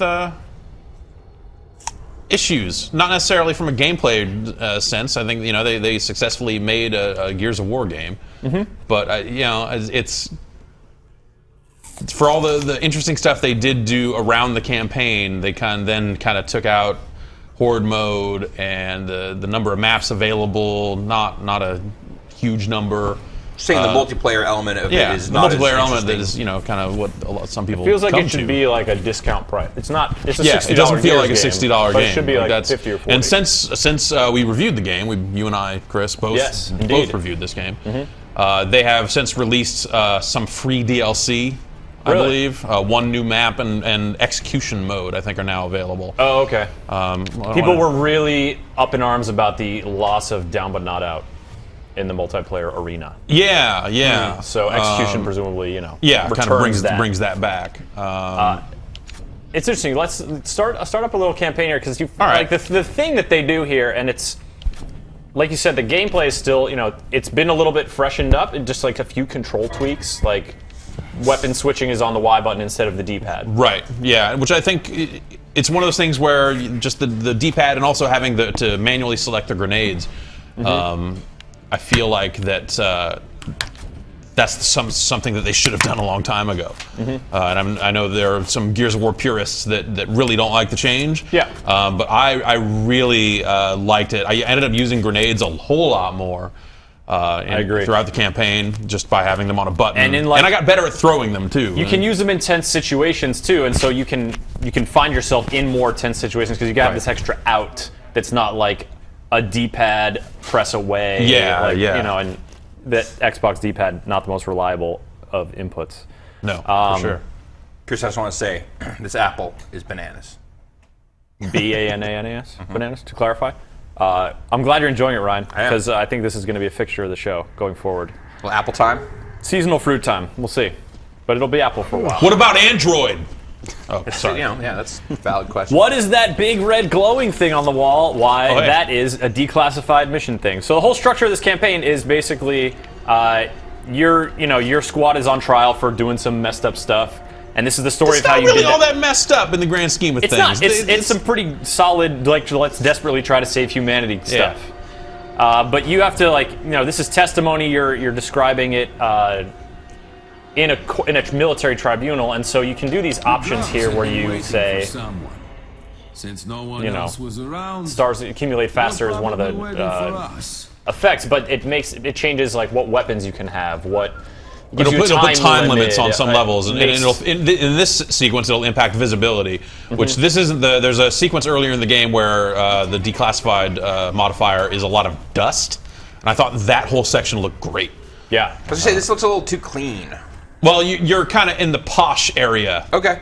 So that is deliberate, and it is not, the whole game is not like this. And you're also in here are some weapons, grab them before you go into the combat zone. Right. This game, it was almost like a Left 4 Dead thing where you have these equivalents of safe rooms where the declassified option is, and then also you see over here we've just got a mountain of guns.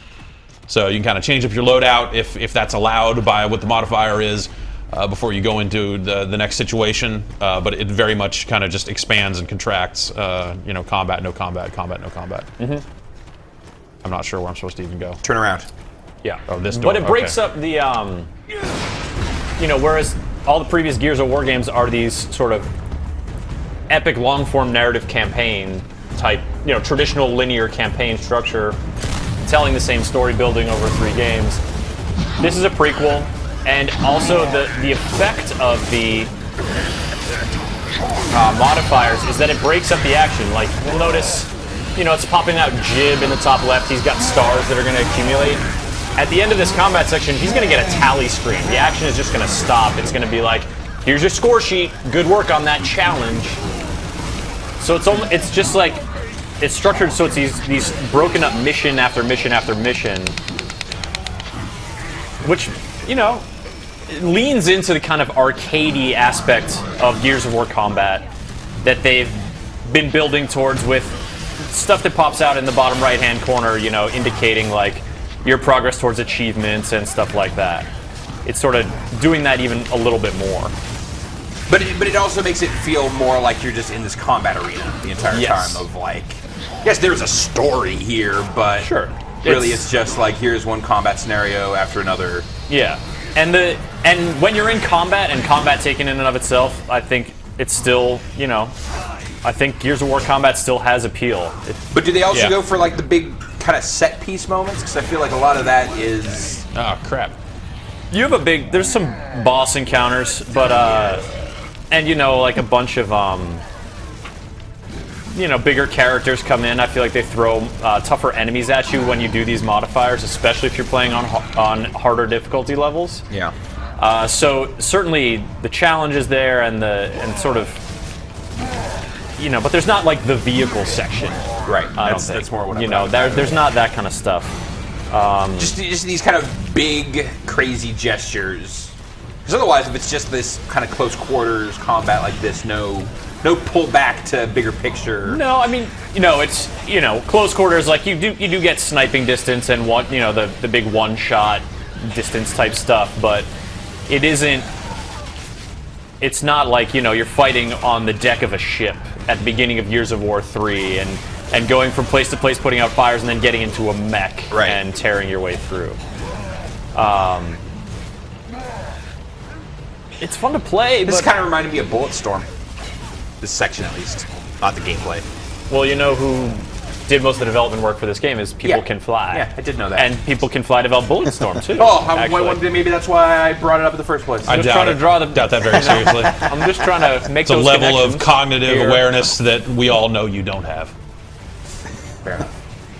Well, thank you for connecting that for myself in the audience. I'm Chris. trying to, we wouldn't have gotten there without You're just on some next level business here, Ryan. I gotta tether you. You're pro host. I'm gonna tether you back down. You leave, no man left behind. Except unless if you're Paddock, he's from a different faction. He's basically from Russia. Russia. Yeah, he's from Gears of War Russia, and he's cranky. I would so much rather play that game. Gears of War Russia. Let's go back. Let's just right now. Let's all get machine guns. Let's put chainsaws on them, and let's go to Russia. If we showed up with those, they would be like, "Yeah, come on in." Yeah, come on. Yeah. Where's your bottle of vodka? We got a whole area with no people that you can just go shoot those at cars or tanks or whatever's left over out here. I don't know. Ghosts. You guys got your own submarine? You want one? Just all be recorded on dashboard cams. Yeah. I haven't played this, Jeff. What's the prize box you just got? So the prize box, it's almost like Mass Effect 3, where you're kind of earning these boxes. Those are the basic ones you earn for kills. You also earn higher level boxes for leveling up and earning ribbons and stuff like that. And that's how you unlock some of these skins for weapons and characters in the game. Oh, okay. And then between every section here, we get this summary screen where it shows you how many stars you earned in that section. The goal being to earn all 3 stars in each section. It's easier to earn stars if you take the declassified. I think that screen really is cool when you're playing cooperatively, because it'll engender this sort of competitive element, because it'll attribute who did the most of each thing. So instead of just telling you like, you did 3 jibs, congratulations, which is like, all right, fine, you're just like reporting on dull facts of my performance. It's like Sean and I were playing together, and he went down 17 times because he's terrible at video games, and I can slander him in here, and I think he can hear me. Yeah, I can. I was gonna say, you don't like people talking about your performance? No. I don't think I've ever seen Sean play a video game. I'm not convinced he ever has. He was just doing it here in front of you. No. What? When? All illusions. When? The fishing thing, wasn't that him? No, that was Patrick. With the curly hair. Oh, right. No, that's Patrick. That's not Sean. Shoot. Well, he was out here talking about zombies, but that was when you were watching the Walking Dead episode, right? Yeah. Yeah. I mean, I saw the game. I can't say I ever saw him playing it. Wait, that was a game? Apparently he does.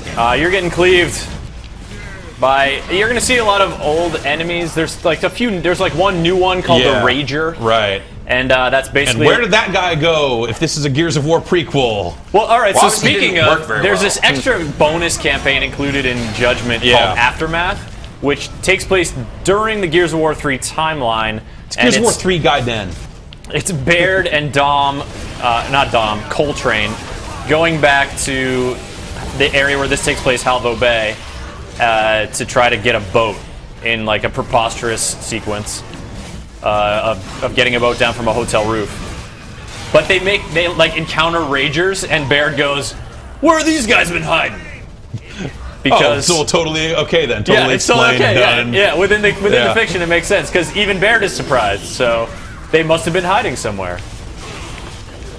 How about I load up a little bit of Overrun, Please which do. is the new multiplayer mode. Yeah. To finish off with the Ragers, they basically come at you with one of the new medium to long range sniper or rifle alternatives, the Markza. Yeah, the Markza. And which is a good weapon. I don't like the long shot or any of the sniper weapons in previous Gears of War. The Markza is a good middle ground. Is good, and for headshots, man, that thing is great. Yeah. Okay, so while we're actually out here at the menu, I'll go open that box, and we can see what I got. This is the time now. If you guys want to fit in a what's in the box joke, go for it right now. Now's the time. This is Borderlands already did it. This is when it's happening. I was in the wrong menu, so you still have a little more time to get that in. You've still got it. Anyone? Brad? I see you over there. You see you itching to chime in. Yes. Nope. Silence from the shoemaker. We're almost out of Apple. You I got the Xbox colored skin for this weapon I'll never use. hideous. Hooray. You think that's it? Can we look through some of the other skins real quick? Because there is like a whole array of terrible skins. So you get character skins. Oh. Mummy. The ones with the Microsoft Points icon on them are ones you can buy with money. These never come out of the prize boxes. What? Yeah, if you want to be. How much are they Ladybug. charging for those? I think they're like 80. You can buy a pack of everything for, I want to say, like $20-$30 or something. I'm not sure what it is. Fuck that. There you go. 320 points for a skin. What? That's $4. Wow. Right? Yeah. Yeah. Hey, big It looks like a spender. really bad I don't want to look at Forza this game paint job anymore or something. Yeah. now. So is that the kind of thing that like $4? makes If I you want the mad melon about this game that farmer- they offer the option to do that? Like, does that annoy you? And you can't Does unlock that that. stink? You have to buy it. Right. Yeah. This has It's to be atrocious. purchased. It So looks like you got shot with 240 neon points for paintballs. a weapon skin. That's pretty bad. And the worst part is that if you use it, everyone you're online with knows that you were dumb enough to spend money on it. That knows you you're were rich sick enough that you are balling Yeah. hard enough to spend money on it. I'm with Calvert. Yeah. Yeah. I feel like everything about this game, the reason like no one talked about it right after it came out, it's all coming into focus. So for this will me be the now. weapon skin pack for all the weapon skins. I get it. Yeah. Total skin pack, 4,000 points. 4,000 That's for every points? skin. If you want That's $50. a full skin job. Wow. This game was $60 and didn't have enough content in it. could spend another 50 They on had it. an ad on the dashboard saying pre-order your season pass now, which is hilarious. And one of the things you get for buying the VIP pass, you can buy double XP. Yeah. And the VIP pass lets you play in a separate VIP playlist, whereas you see there, you get more XP for playing here. But Can we all just right. take this disc out and snap it in Now, half how right much now? would you pay? I don't know. I don't know. All right, get us into an overrun match real quick, or survival. All right, I'll do whichever you survival like. because that's so we won't be inflicting me playing half a game on some poor on multiplayer a balanced saps. team or situation Because survival is just overrun with you only play as the humans with locust bots. Yeah, it's like it's their attempts to turn overrun into horde, which I don't think. But on the XP they thing, screwed that up. XP in Gears of War is pretty much meaningless. I mean, it allows you to Right. maybe unlock new character I think skins. some of the once character you get skins, to, yeah. get to a But you're a not like level. gaining access to weapons. Like XP is like this fake number that they have tied achievements to because, like basically for the equivalent of prestiging 3 times, there are like a few achievements tied to that. And if you're not double XP boosting yourself to that prestige, you are grinding a lot of gears. And that's our show for today, folks. We're going out on a high note.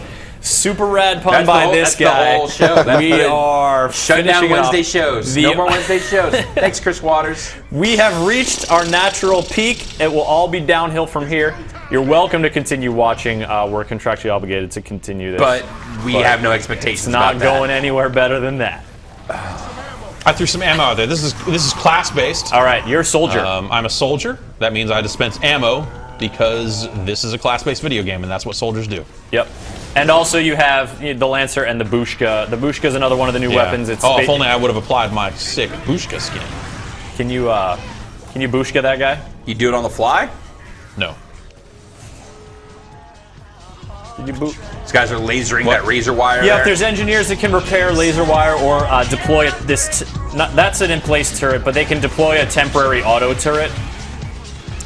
Then there's medics who my e-hole! Who can throw grenades that will revive you or boost your health.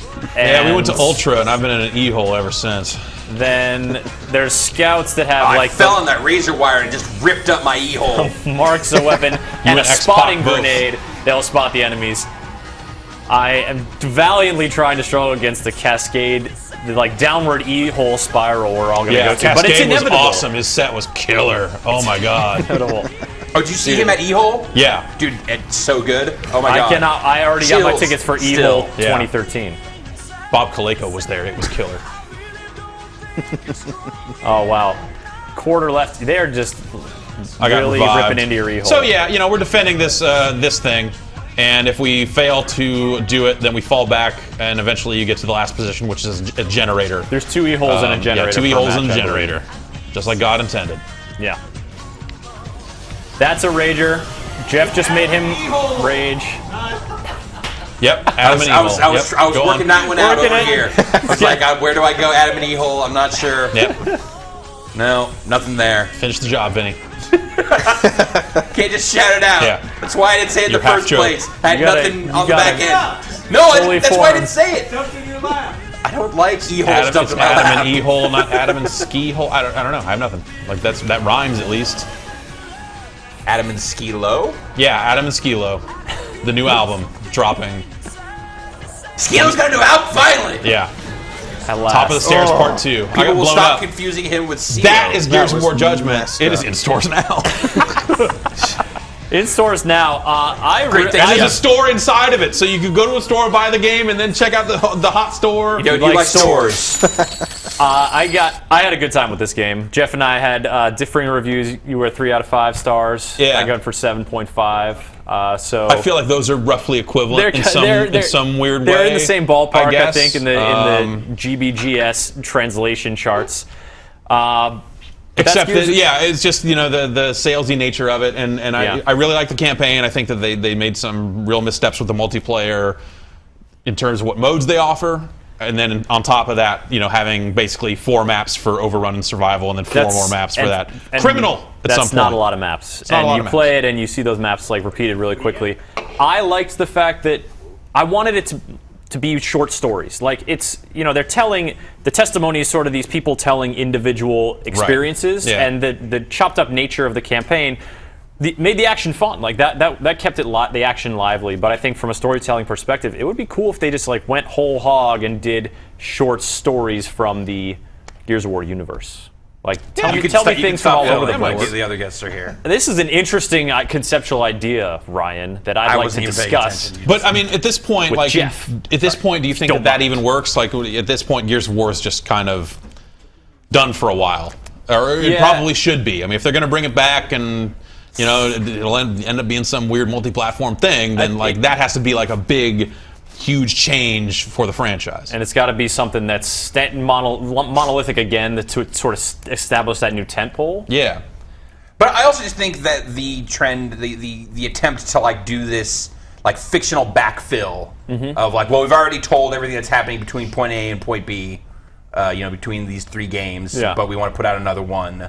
So let's go back before then when time is infinite and we can do whatever we want there. And that puts them in such a weird position when they're trying to make a game also, because the gameplay part of it always has to be moving forward. Right. You always have to have new guns, new enemies, new this, new that. True. So then it puts them in that fictional weird spot of like, okay, we need to have things in here that we can immediately write out. Or just, they have their one line of dialogue about like, where did these guys come? Which is like a wink and a nod, which is clever, but it doesn't actually solve the fucking problem. But you're like, you still did it. Yeah. It's still here. I don't know. Yeah, that's... All right. I want the continuing adventures of Marcus Phoenix. You want Marcus? Marcus? I want Marcus. I want to play as a Stranded and be super susceptible to getting jibbed instantly. But I just want Marcus to be like Stealth a house husband. Like Anya's out there making a living now, and he's just like...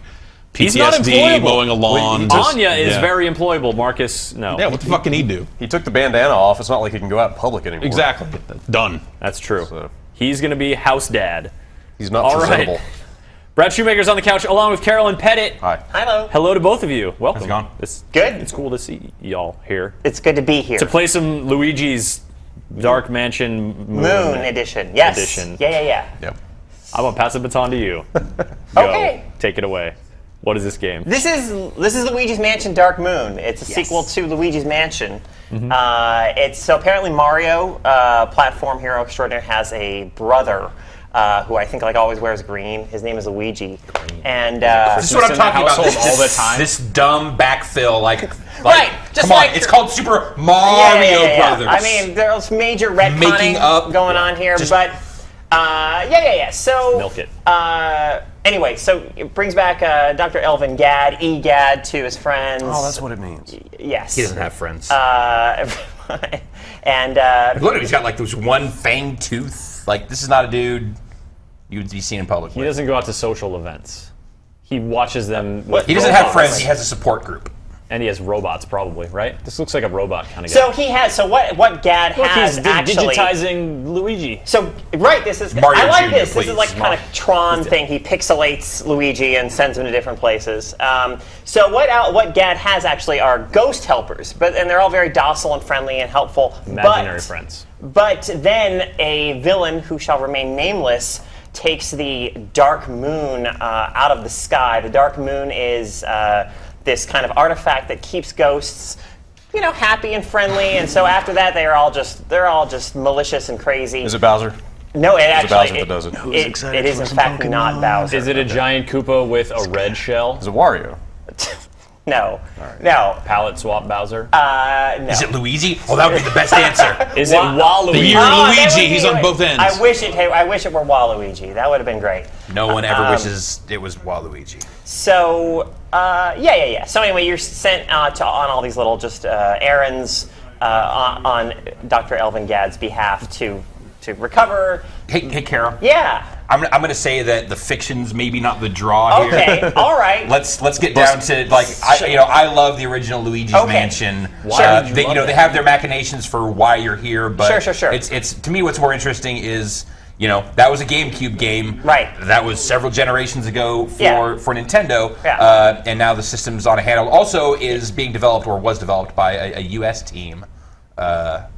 Right. So outside of the kind of that core Japan group. So I'm more curious about what differentiates this from the original in a mechanical sense. Like, in what ways are they taking advantage of the 3DS hardware? Like, I think that's stuff I want to know about. I don't know that they do, actually. No.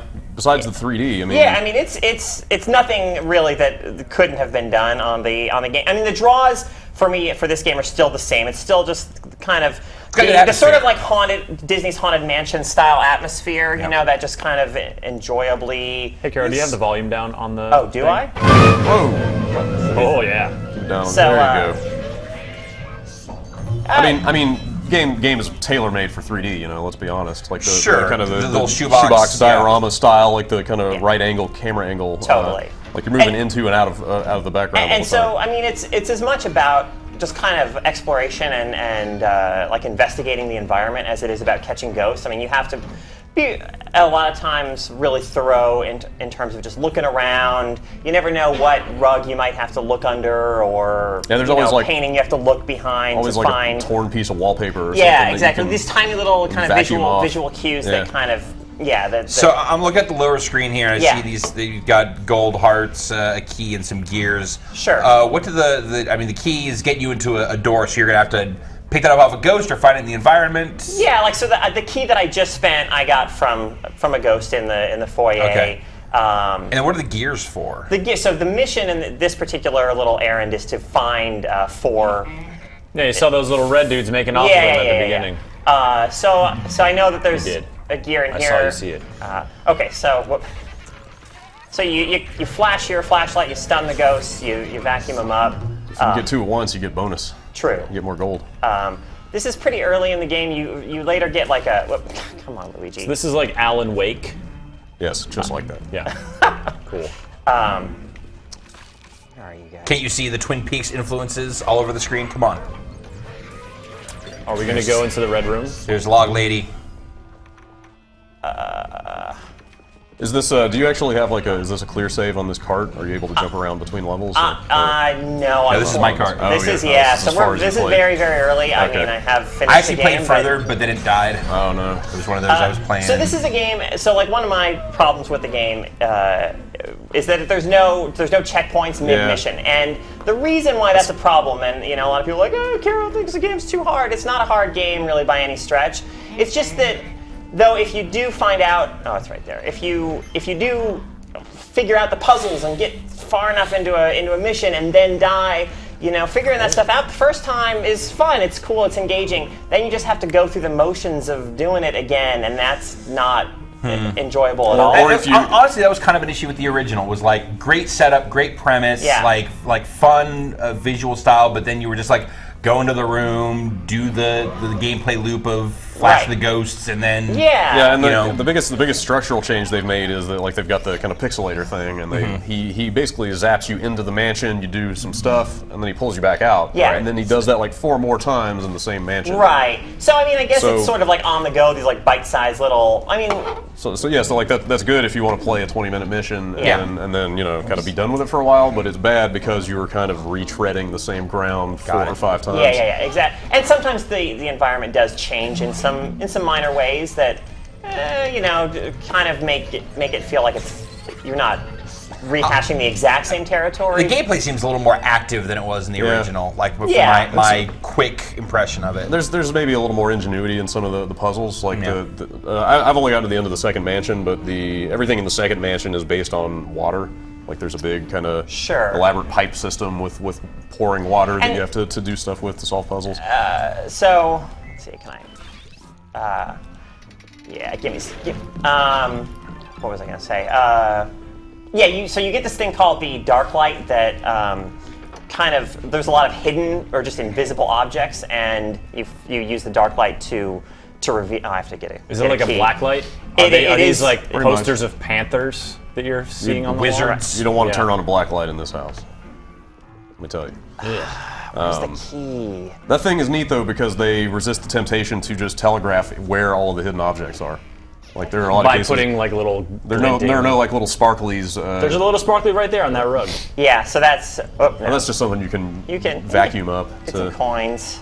But it's a way to encourage you to do a little more. Yeah, you kind of have to eyeball the environments and be like, maybe there would be a dresser there. I'll shine my crazy light here and see if it's there.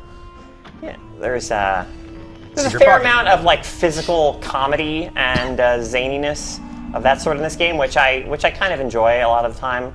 You can spot ghosts just up. It was always a pretty playful game, the original. Yeah. Paint this one ghost, paint this other ghost. Paint me like one of your French ghosts. And I like, there's a few kind of cute throwbacks to, there's the key that I need.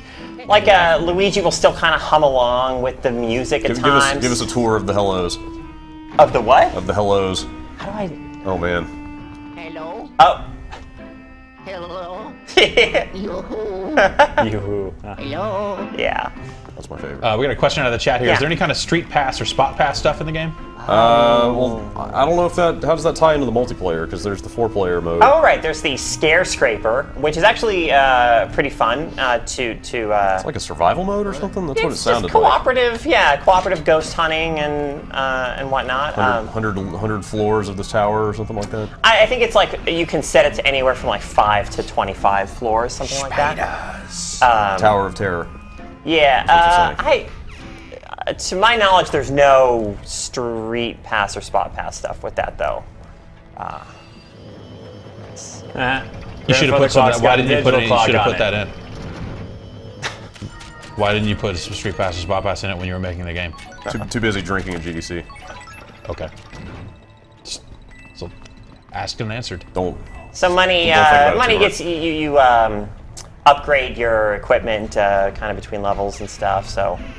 Money is good. Do you just get like a hotter vacuum? Like what sort of gear? Basically, so your vacuum, the Poltergust 5000, I think it's called.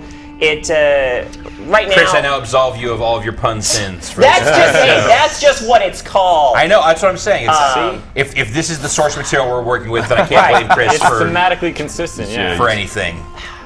This is as good as it gets here in the actual product recovering. As you are, oh wait, this has gotta be. How do you get in there? Oh wait, there's still something I need in that other room.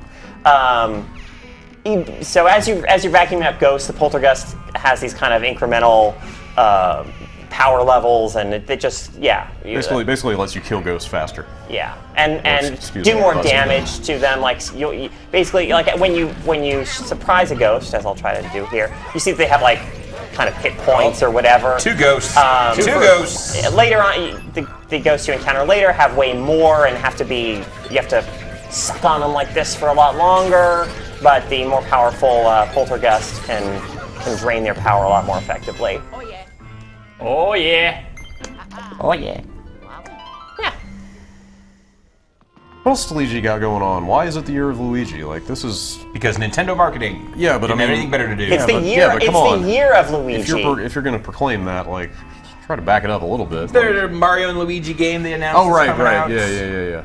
But he still gets second billing in that one. Like, come on. All I hear is his name's in it. It takes place inside his head. Oh, that's right. Okay. Yeah. Oh, like Bowser's Inside This is story? good. I like this kind of thing. Some really good, funny animation. I hated that. Am I making that up? Yeah, I don't know.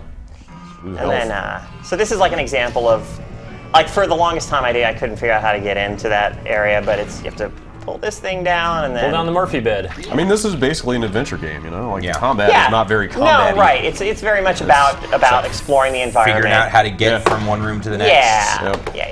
What's the thing you need to So it's a yank on, or it's a charming little game, and it's certainly a lot scarier than Walking Dead Survival Instinct. I don't know. That makes me scared for the future of video games. This just seems like some good wholesome fun. It does seem wholesome. Yeah. We've had some wholesome fun on this show. Legosity Undercover. We sure have, Chris. It's been a pleasant time. You know? Charming. Start good friends, warm glass of milk. Sitting on the couch, eating some fruit, sharing some chuckles. Some good, like, subtle racism. Can I have some vanilla wafers and peanut butter? Let's mix it up. Let's go with overt racism. Okay. And with, like, brutally horrible killing of people. How about I'm in. That sound good? Jeff, are you in? I am. It's like you're reading my dream journal here, Chris. We'll not walk back into the room and we'll do a little controller sample for me. Yes. Brad, thank you for your Luigiing. Yeah. Delightful. Would you like to stick around for some BioShocking? That's what the schedule said, so yes. I don't know. Feel free to bug out at any time. Because we're going to play some BioShock Infinite now. And as you who have not been living under a video game rock for the past I have it on authority years. that BioShock is next. This game has been much discussed, and much discussed by we here in this room on many podcasts. We still have our spoiler cast coming. You guys did your spoiler cast. No, we have ours. We were doing ours. Carolyn and Kevin did one last week. Jeff did one, and Jeff and Kevin went out to other outlets to do. Yeah, that'll be going up Thursday also. So there's like a ton of BioShock Infinite content for you guys to consume. So we're just going to take a real quick. We're going to take a look at these stairs. We're just going to look at these stairs of BioShock Infinite. These piano stairs. These are really nice. These stairs took 5 years. These are $100,000 stairs right here alone. These are pretty. And I'll tell you right now, one of my regrets about BioShock Infinite was playing it on the Xbox 360. Yeah. I mean, frame rate kind of. Frame rate struggled, especially on Skyline battles, texture detail and draw distance, just like lackluster. And not lackluster in the way that, if a game is properly designed, it can work within constraints. It just seems like you are clearly looking at a down-res version of what they wanted to accomplish. So I should point out here, like, this is an early moment in the game, but relatively pivotal. This is going to be when Booker meets Elizabeth. For the first time. And if we could kind of get through some of this stuff, there's some awesome stuff in this area here. But it's pretty neat. And so do we want to talk about what we're seeing as if we're sort of seeing it, or do we just want to talk about BioShock generally? Well, it's the first time I've looked at this game since I finished it. So this is pretty much all I've been thinking about since, let's say, Saturday when I finished it. Thinking about the ending or about replaying the game with the ending in mind? or at least revisiting elements of the game with the conclusion of the game. From the other side, knowing there's a lot to chew on when this is over. There certainly is, and they give you plenty of reason to perhaps reconsider the things that you've already experienced. So yes. But we're going to keep it pretty. Otherwise, we're going to keep it very spoiler free and keep the this spoilers to the spoiler cast. Then again, obviously, if you're very sensitive to that kind of thing, you want to experience this unadulterated. Right, and this is also hopefully, I've already turned it off. Yeah. Come back in like 10 minutes. We'll see you then with some more different video games.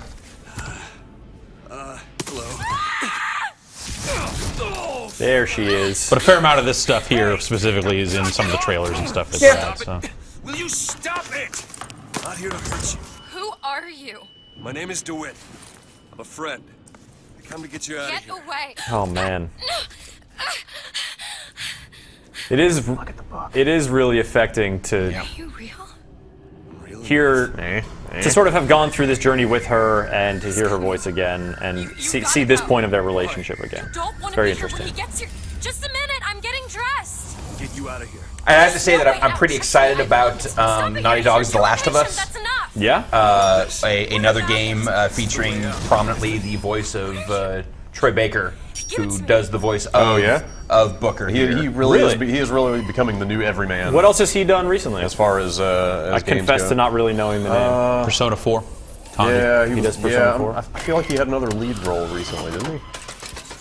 It's definitely in a lot of stuff. 2013 is like Troy Baker's year. Definitely. But Troy Baker's in Ascendance. They just put out that big new Red Band Last of Us trailer, and it's a really good trailer. And that game looks awesome. I'm excited about what that is for Naughty Dog, kind of as a departure from the big crowd pleasers that I feel like they're known for. Of Uncharted, specifically. Uncharted specifically. But and others. They did the Jak and Daxter games before that, so it's been kind of light and loose. Whereas Last of Us looks really grim, but I couldn't shake the voice, having just finished, having been soaking in BioShock. So coming off the end of this game, I figure this is the last game where we get to experience Troy Baker just as the character. Every game after this, it's going to be, there's Troy Baker. He's a pretty accomplished voice actor at this point. And he's already done a lot of stuff. Well, that's what I'm saying. He's not coming into his own. He has been doing this for a long time. You're missing the point. The point is that he's going to become the Nolan North of every time you hear him. It's just, oh shit, there's Troy Baker. You can't hear Nolan. You can't hear Desmond or Nathan Drake or any of the zillion Nathan Drake or Nolan North roles without just thinking. There's Nolan North. There's some. There have been some games where I didn't. Here's the thing. Recognize it's all about use, because the thing is that they've been having Nolan North just use your natural speaking voice, or a slightly amped up version of that. The guy's clearly got range. He does a lot of weird support. You did it. You killed the songbird, Jeff. It's over. Roll credits. Good job. I mean, he shot it in the orange glowing part. So. Yeah. That's how video games work. So here's a question. Jennifer Hale is a voice actress in this game. Yeah, I had no idea. She is, speaking of range. But they put on a little accent. She's probably the most ubiquitous female voice actor. Yeah. Comparable to Nolan North in terms of her dynamic range.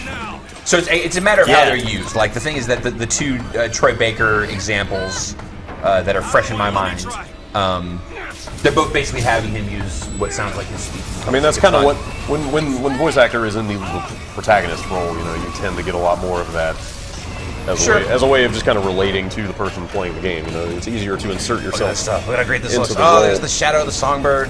That's so good. All right, everyone shut up. To clarify, sorry, we got a little confusion back there. Jennifer Hale is in this game. She's not Elizabeth. No, she's not. She's a supporting character. Yeah, that's who she is. Oh god, this part freaked me out so much. Courtney Draper is Elizabeth. Somebody It'll be fine. Do you get any vertigo? I'm not familiar with this part. This is the only part of this game that actually freaked me out a little bit. And this is purely you're on for the ride along this part, but it's just seeing so much of Columbia. You're in this terrifying scenario, but it's just all bright and sunny and blue skies. But oh my god, this tower is falling apart, holy shit. And it's going to land on the rail that you're on, so that's not going to be good. Yeah, it's... all this, and then this giant crazy monster with glowing eyes is chasing you. You're like, oh wait, I'm supposed to go there. No, that's what I need to be there. This is going to be a problem. It'll be fine. Oh, it's not gonna be fun. God. It won't be fun. Oh gosh. Okay. Oh, it's cool. Good to watch that a second time. Oh, Songbird, You're in for it now. Oh, Songbird, you are not one of those birds what dives 30 feet under the water to eat fish. He almost got you, but then he doesn't. I can't. It hurts my brain so bad. I gotta say, it is pretty crazy that this game is on the same engine and the same hardware as the first BioShock, because I went and played the beginning of that the other night after playing this. No comparison. I mean, you know. Like, were you playing PC version? Yeah, I was playing the PC version of that. This looks dramatically better than that game. Now, you know, obviously they made engine improvements and stuff. Sure. Over the last 5 years, but. So there are a lot of moments in this game where, you know, there's not a lot of combat. I mean, that whole sequence there was, you know, moving around and stuff, but the action was largely kind of scripted there. But you also get into these sequences. The beginning of the game is another great example where, you know, you're kind of just left to soak in the environment. Yeah. Yep. And I think that ends up being one of the most powerful parts about the game is that they're not afraid to take those breaks, and those breaks are super effective at establishing a tone for the world. They're my favorite part. Like, I'm waiting for those going through combat scenarios. Like, I'm like, okay, I know I have to go through this, and guys will come out and I'll shoot them and you know, zap them and do whatever. Sure. But stuff like this in Battleship Bay, the arcade stuff, like all the pure stuff, like it's just, yeah, it just loves spending hours. When you can just immerse yourself in that space. Overhearing and, conversations. Let your eye catch things. And reading signs. Idle conversation with Elizabeth that kind of pops up because you walked around the right corner. And this game tells a lot of its story. Like, there's, you know, a lot of direct storytelling in this, but there's a lot of stuff that's just tucked into corners. There are collectibles and such that you can pick up that, you know, will help explain certain things about what's going on and illuminate. But there's also stuff that's just like you pick it up just by being here. Like, look at this. This is, just hang out here forever. This is great. Don't go off the edge. Go try it. I can't. No, it won't let you. Can't get out there. I can confirm this. I actually don't like to swim. Not even when you're wearing a top hat. And I did find full myself clothes. like almost compulsively just looking around every nook and cranny. There's a few times where you can backtrack like a significant bit to access a secret or unlock a thing. Oh yeah, there's some optional which I stuff recommend like that. doing that because you can often find voxophones that offer, you know, which are the audio logs basically that offer some interesting shades or perspectives on the world. I did find myself also compulsively just eating everything that was in every box. Like so many hot dogs, so many pineapples, just like a lot of apples and popcorn's like, hanging out here on the beach. Just like horfing stuff down. My metabolism runs at 6 times that of a normal human, and I need to eat it to not. The secrets of Colombia are yours to be solved, Chris Waters. The nonstop looting feels like one of those kind of vestigial holdovers from his System Shock 2 days, where like it just felt like a really weird, out of place, kind of tacked on thing in this game. I mean, well, I'll give it this though: if it's the carrot to get you to go and explore more of the environment. Patrick made that point too, that it leads you kind of around corners you might not go behind. I feel like it seemed a little bit too much to me, a little bit too many lootable containers, but then I was talking to Andy, who's now playing it through on 1999 mode, or someone else, I'm not sure if it was you, Andy. Imaginary person off screen. Where someone off Johnny in production here has been playing it. He's been having a blast. Wait, hang on. Who's playing 1999 now? Andy Bauman. Okay. You're sure? Possibly. It could be him. Okay. It so doesn't matter. At least in this reality. Andy's dead. There is no. Who was Andy? There never was an Andy. This episode is in memoriam of Andy Bauman, one of our favorite staffers. God bless him. Great guy. 1974 to 2013. In the harder difficulty 1999 mode, you need all that health desperately. You need those random hot dogs that you happen to horf down. We miss him. Most of the time. Can I just continue, please? That's the same guy. I'm trying not to have a breakdown. I'm finding out. Those are all the same guy. 3 of the same guy. Yeah, they're called triplets, Brad. What's the problem? Yeah, but there's like 4 more of those guys along the boardwalk. The secrets of Colombia. But when I was playing through a normal mode, I didn't really use vending machines to buy health items or buy salts to recharge my vigors. No, you didn't need to. You do need to do that on the harder modes. What are these weird cat-eyed ladies? They are trying to maintain their racial purity, so. Yeah, that's true. I'm not going to show any more of this game, you guys. Okay. All right. That's fair. Giant bomb spoiler cast for BioShock Infinite later this week. Sure. Yeah, we still have to record it. GameSpot spoiler cast for BioShock Infinite later this week. Reviews up on both sites, videos and all sorts of stuff. You want more BioShock Infinite? Get it, but probably don't try to get too much of it. If you're gonna actually play it, don't look at a spoiler cast. Am I right, Jeff? Yeah, you should play the game first. Yeah, that's only of use for people who've already finished it and want to hear what we have to say about it. So yes, cool. About the parts that we're not about to talk about. Let's go to the shack, Patrick. What's in the shack, my man? Over there. Besides Superman villain Jeff. Hey, everybody. We're here. Am I looking in the right spot? Sean. Hey, guys. What is happening to you? We're just checking out Jeff's floating head here in the shack. You sure are. Yeah, it's a beautiful floating head you've got, Jeff. Until his quadrilateral presence graced you, what were you guys doing back there? You don't want to know. Too hot for Googling television. butts? Yeah, I was looking at my phone. Sweet. Yeah. And now we're going to look at a used copy of Pokemon Mystery Dungeon, Gates to Infinity. I say that because it already has a saved game on it. Wait, this is a used copy? What? Didn't it just come out? Did you get this out of the was this shrink wrapped when you got it? I don't know. No, it was brought to us by the Friendly Data team who helps procure games for the show. Already a used copy of this? God bless them for it. They went down to the GameStop. I think it's just a case of this was the last copy they had, so of course you're going to get the one that the dudes from the GameStop have been playing. So you guys are already level 9 Pikachus? Yeah, I put in an hour and 45 minutes into this while you guys weren't looking. Can we turn down the volume a little bit out here, guys? You want me to turn it up? No, I need it down a little bit. Oh yeah, we're good. That's better. Thank you. I don't know what this game is. Are you doing Poke Battles? Yep.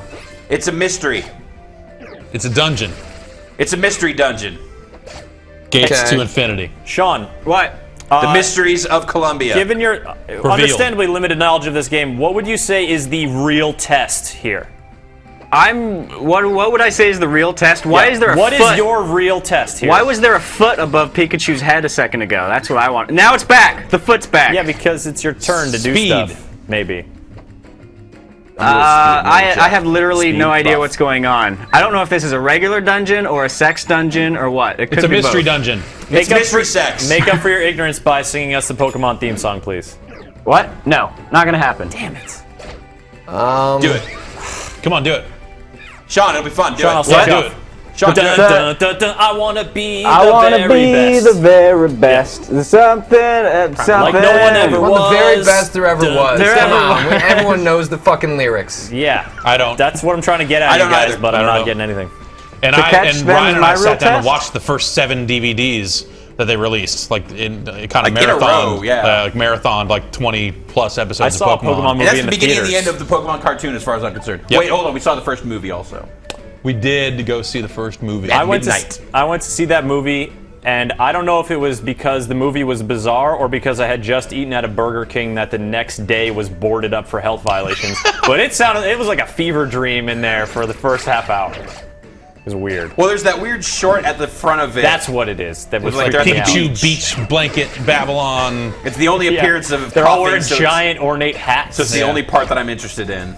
Because coughing's in it? Because coughing's That's in that your part. man. That's my guy. Sean, who's your favorite Pokemon? Who's my favorite Pokemon? Yeah. I would say Psyduck. Yeah. That's a good answer. Because he's the only Pokemon who has to battle crippling neuroses 24 hours a day. So you can identify with him. Yeah, it hits a little close to home. Patrick, what is going on in the game right now? It's a mystery. Also, who is your favorite Pokemon?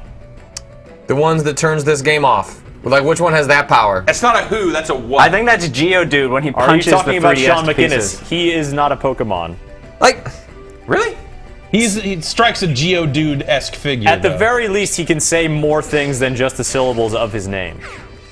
That's one of the tests of Prove it. Pokeman. I don't like what. Again, this is I going think back maybe to you like just playing video understand him on a games. level we don't, because that's all I've been We've hearing. been working yeah. together for a long time.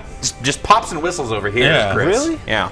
I thought he stopped that like 2 years after I met him. Maybe That's I just. all I'm hearing. That's when I flipped the switch. Could be my tinnitus. I don't know. Alas.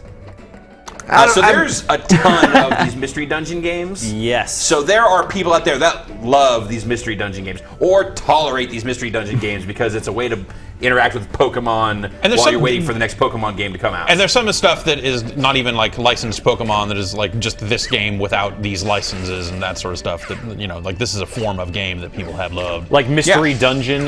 Mystery Dungeon is itself a genre, kind of similar to the roguelike. I'm more of a Fatal Labyrinth kind of guy, which is not. It's a little more high stakes. Yeah. Mystery Dungeon. Well, Mystery Dungeon you might fucking die. Mystery Dungeon is defined by you might die and by randomized dungeon layouts. So you're just constantly going back into these dungeons, and it's like this is a different dungeon now. Now run around and they're fight. they're like kind of like roguelikes, right? Or at least roguelike inspired. Yeah, they are like the Japanese roguelike for sure. I'm the Japanese roguelike. Let's stop playing this game. Roguelike. All right, you guys are carrying around logs in a posse there, and just like literally coming across people and pounding them, and just punching them back and forth till they faint. Not I'm really just trying to combat die per se. Don't you have to get to the next level down, or I don't know where to go. Is it? It's not that big arrow. All right, we'll check in with you guys in a little stepping bit. on it. You just heal. All right, peace you out. won't. Hey Patrick, Peace out, guys. Hey Ryan. you don't have to play this game anymore. I am that Pokemon. Ryan's your favorite Pokemon now. Cut to black. You could not Cut close to that black. lid fast enough. Wow. Cut to I'd rather have giant that Sean take head. up the space. Now that's a mystery dungeon. Jeff Gersman. Hello. Or should I say Larry Stevenson? What is this? Yeah, this is Defiance. Defiance on the PC. Ah, my favorite sci-fi original programming. Yeah, this is my character, Larry Stevenson. From the show! She wears a mask now. I just got this mask. She sure does. She looks like a whatever that salty robot is on KOTOR. Was that a generated name? I generated it myself by typing it in on the keyboard. Got it. Mount Tam. So this is like where you guys go for hikes on weekends because it's up near where you live. Yeah, I'm also going on hikes. Yeah, pretty hikes on constantly. weekends. I don't know. Picnics and shit? I live at the North Face store. It's like there and REI. That's where I am. REI, all the time. man. I got all those, this shit is wicking right all now. those carboners just hanging off my belt. Yep. I equate Mount Tam with people that want to go do drugs in nature.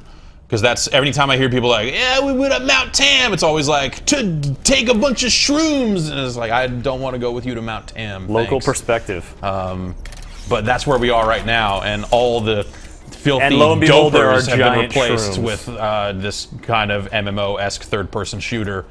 Shoot that guy. As a player, it's not really going to do anything. Wait, what? It's an It's an MMO. Oh, okay. So these are other humans. Yeah, so let me call up my map here. I'm actually playing with a controller. The game controls pretty well. It's out on consoles as well, so I was kind of curious, like, how well is this thing really going to play with a controller? Let's we'll go back to. Yeah, it's out on 360 and PS3. No cross-pollination between servers. Right. And actually some server problems yesterday during launch, but it seems like we got into this no problem. Good to go. Yeah. I was playing last night. They took servers down for like a half an hour or so when I was playing. So you know, like nice. you know, like full It on. does.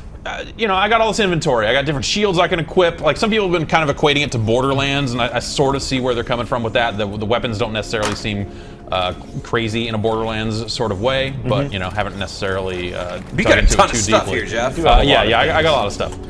You know, you get guns, you get script, you get bits. So there's no subscription with this MMO, but they are more than happy to sell you a bunch of stuff on the side, which I don't know. Sure, it's weird. Let them. I got my power grid here, my ego grid where I can unlock different perks and abilities and stuff like that I can then equip into my loadout. I've got my crafting kind of turn stuff into dust stuff here. And then I've got my loadout where I've got my power, my 2 perks equipped here. I can unlock more as I level up. And yeah, let's go take a mission. Get in that car. that Dodge Charger. It's not my car. It's not my car. That's another character. That's someone else's character. in I have an ATV, so if I push up on the D-pad here, this is my Boom. ATV. So I can just be like, whatever. So what are you in defiance of? Defiance is aliens, the name of future St. Louis. Gravity, apparently.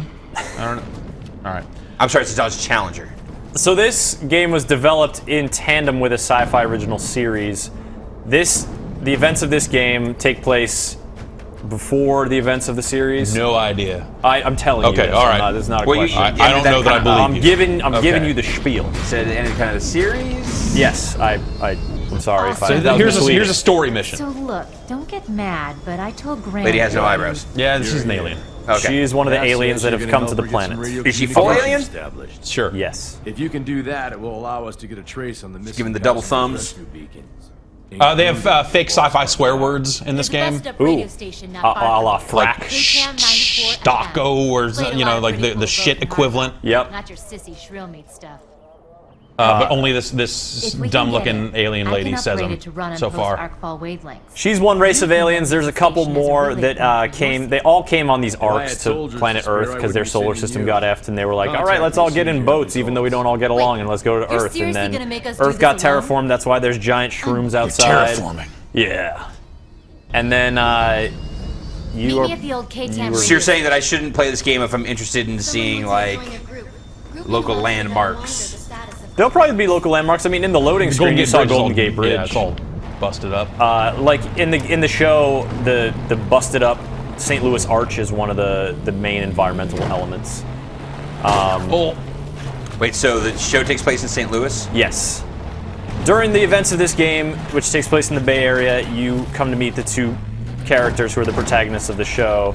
At the end of the events, or the main story arc of this game, those characters go to St. Louis, and that's where the show begins. Is Nellie one of those characters? In the town of St. Louis. I'm from the Lou, and I'm proud. Jeff is not from St. Louis. I believe he was quoting Nellie. I'm just making clear to those who maybe aren't as up on Nellie as you clearly are. I know some. Which I really wasn't expecting you to be honest. I know some things about Nellie, man. I was in high school in the late '90s. It was getting hot in there. Where? Her. Oh. So you just like run around and find some aliens to shoot.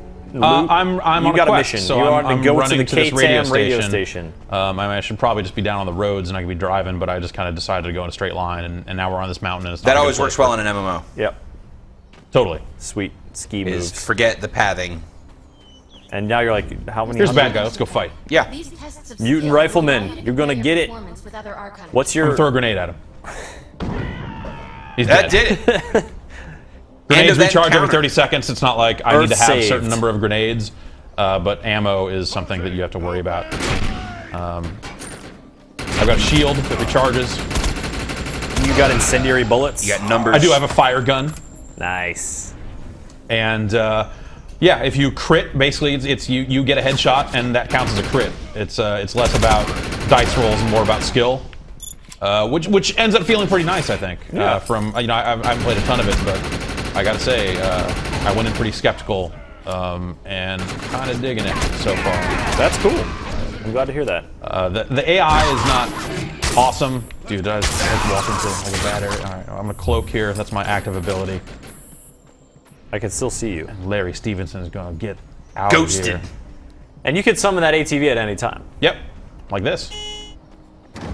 Boom. Oh, but then you can be seen. But then you can. But then I drive into this parking lot, and now I have to get out, jump over this, and hit the button again. Summon to me. We ride. I'd buy an ATV like that.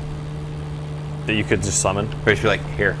I feel like and that then, would. there's an ATV right yeah, I there. feel like that would be dangerous for me, someone who is often in relatively close proximity to you. I'm just having a bad day, just cranky about something. Walking down the hallway, just ATV. And there's Chris with his legs severed, standing in the middle of an ATV. I'm like a human centaur with ATV. Thanks for that, Chris. I needed that.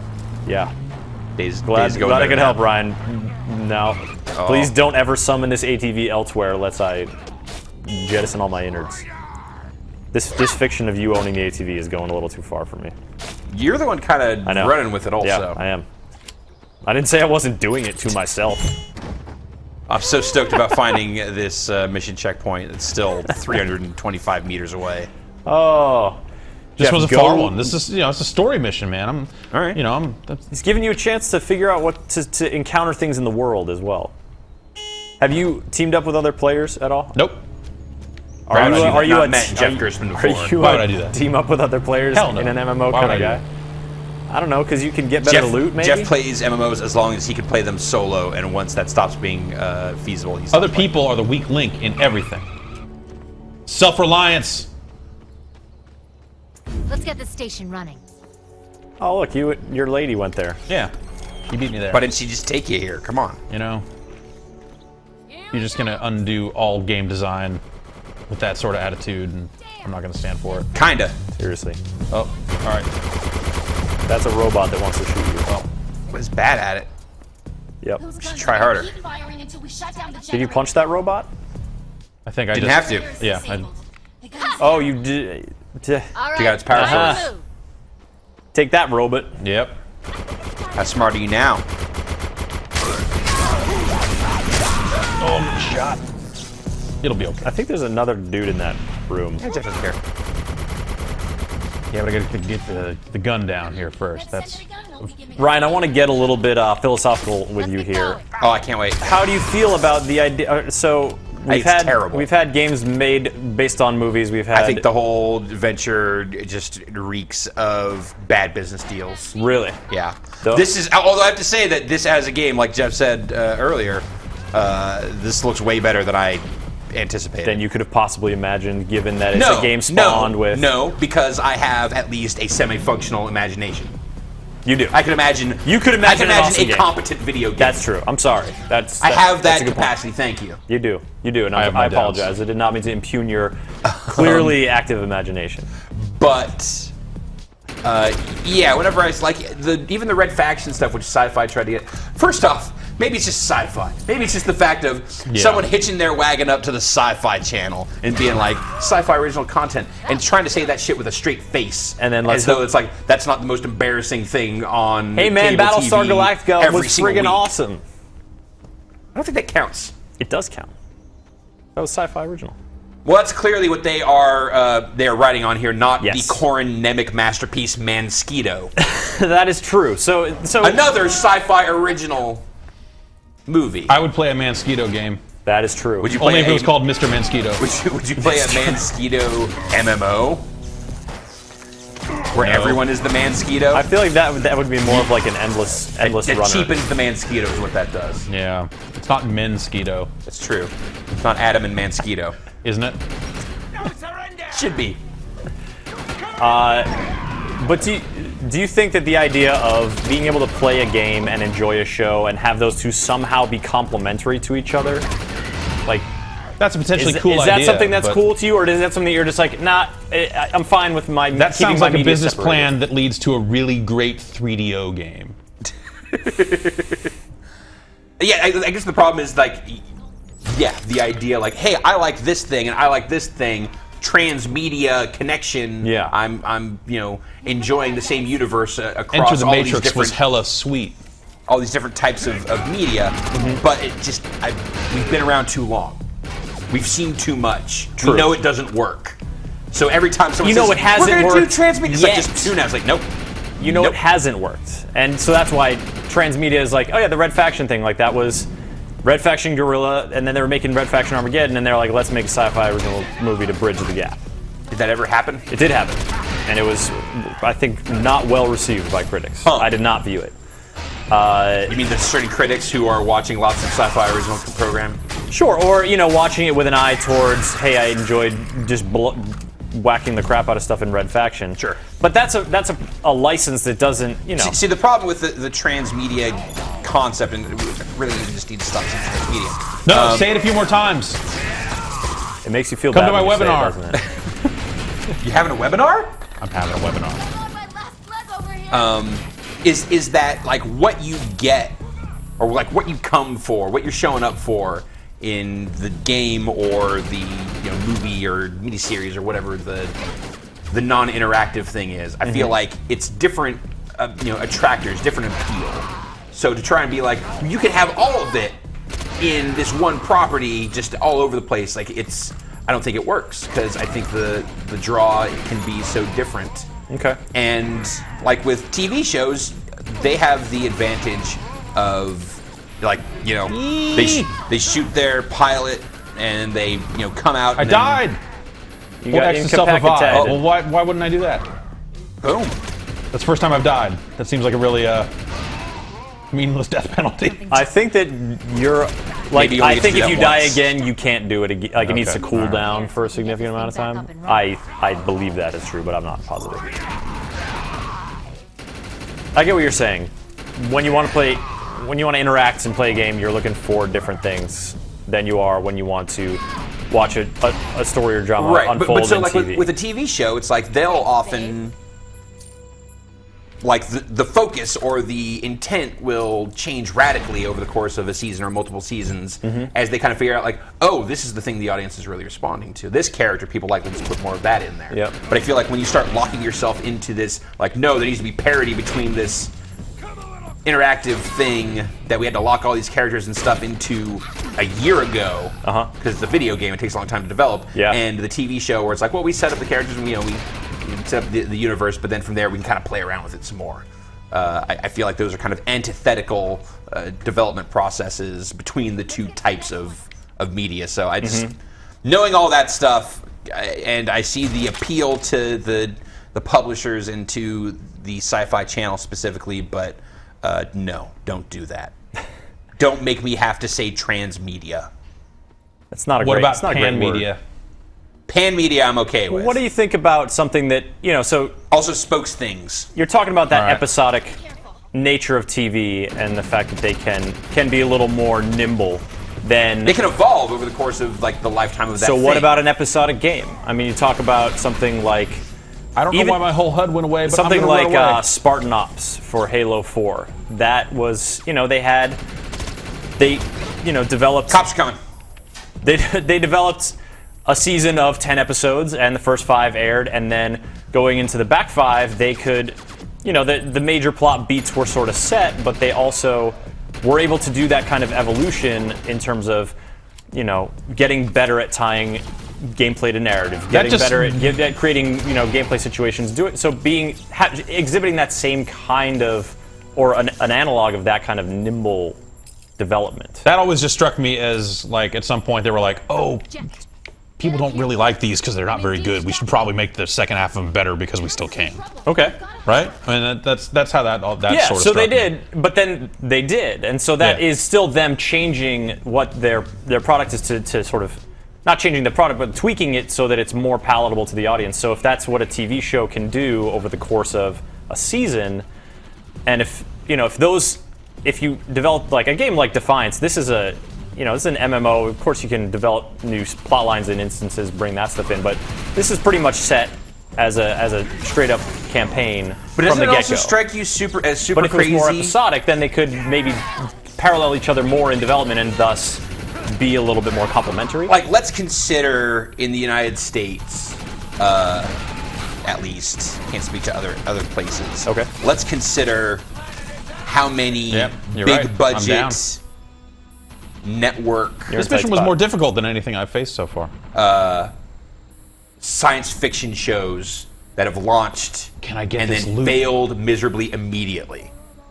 We have had a lot of those in the United States. you're saying. Yeah. I'm saying is that there's a lot of shows where it's like the networks, throw a bunch of money at this thing, like, all right, we're gonna have this big old sci-fi thing, and it's gonna be awesome, and people are gonna watch the hell out of it, and then they just crash and burn. They end up incapacitated, crawling around. Yeah, exactly. In the, and that's just the show. Now imagine trying to do all that roll up for like, all right, we're gonna make this show and this big old game, and we're gonna launch them, and people are gonna love both of them.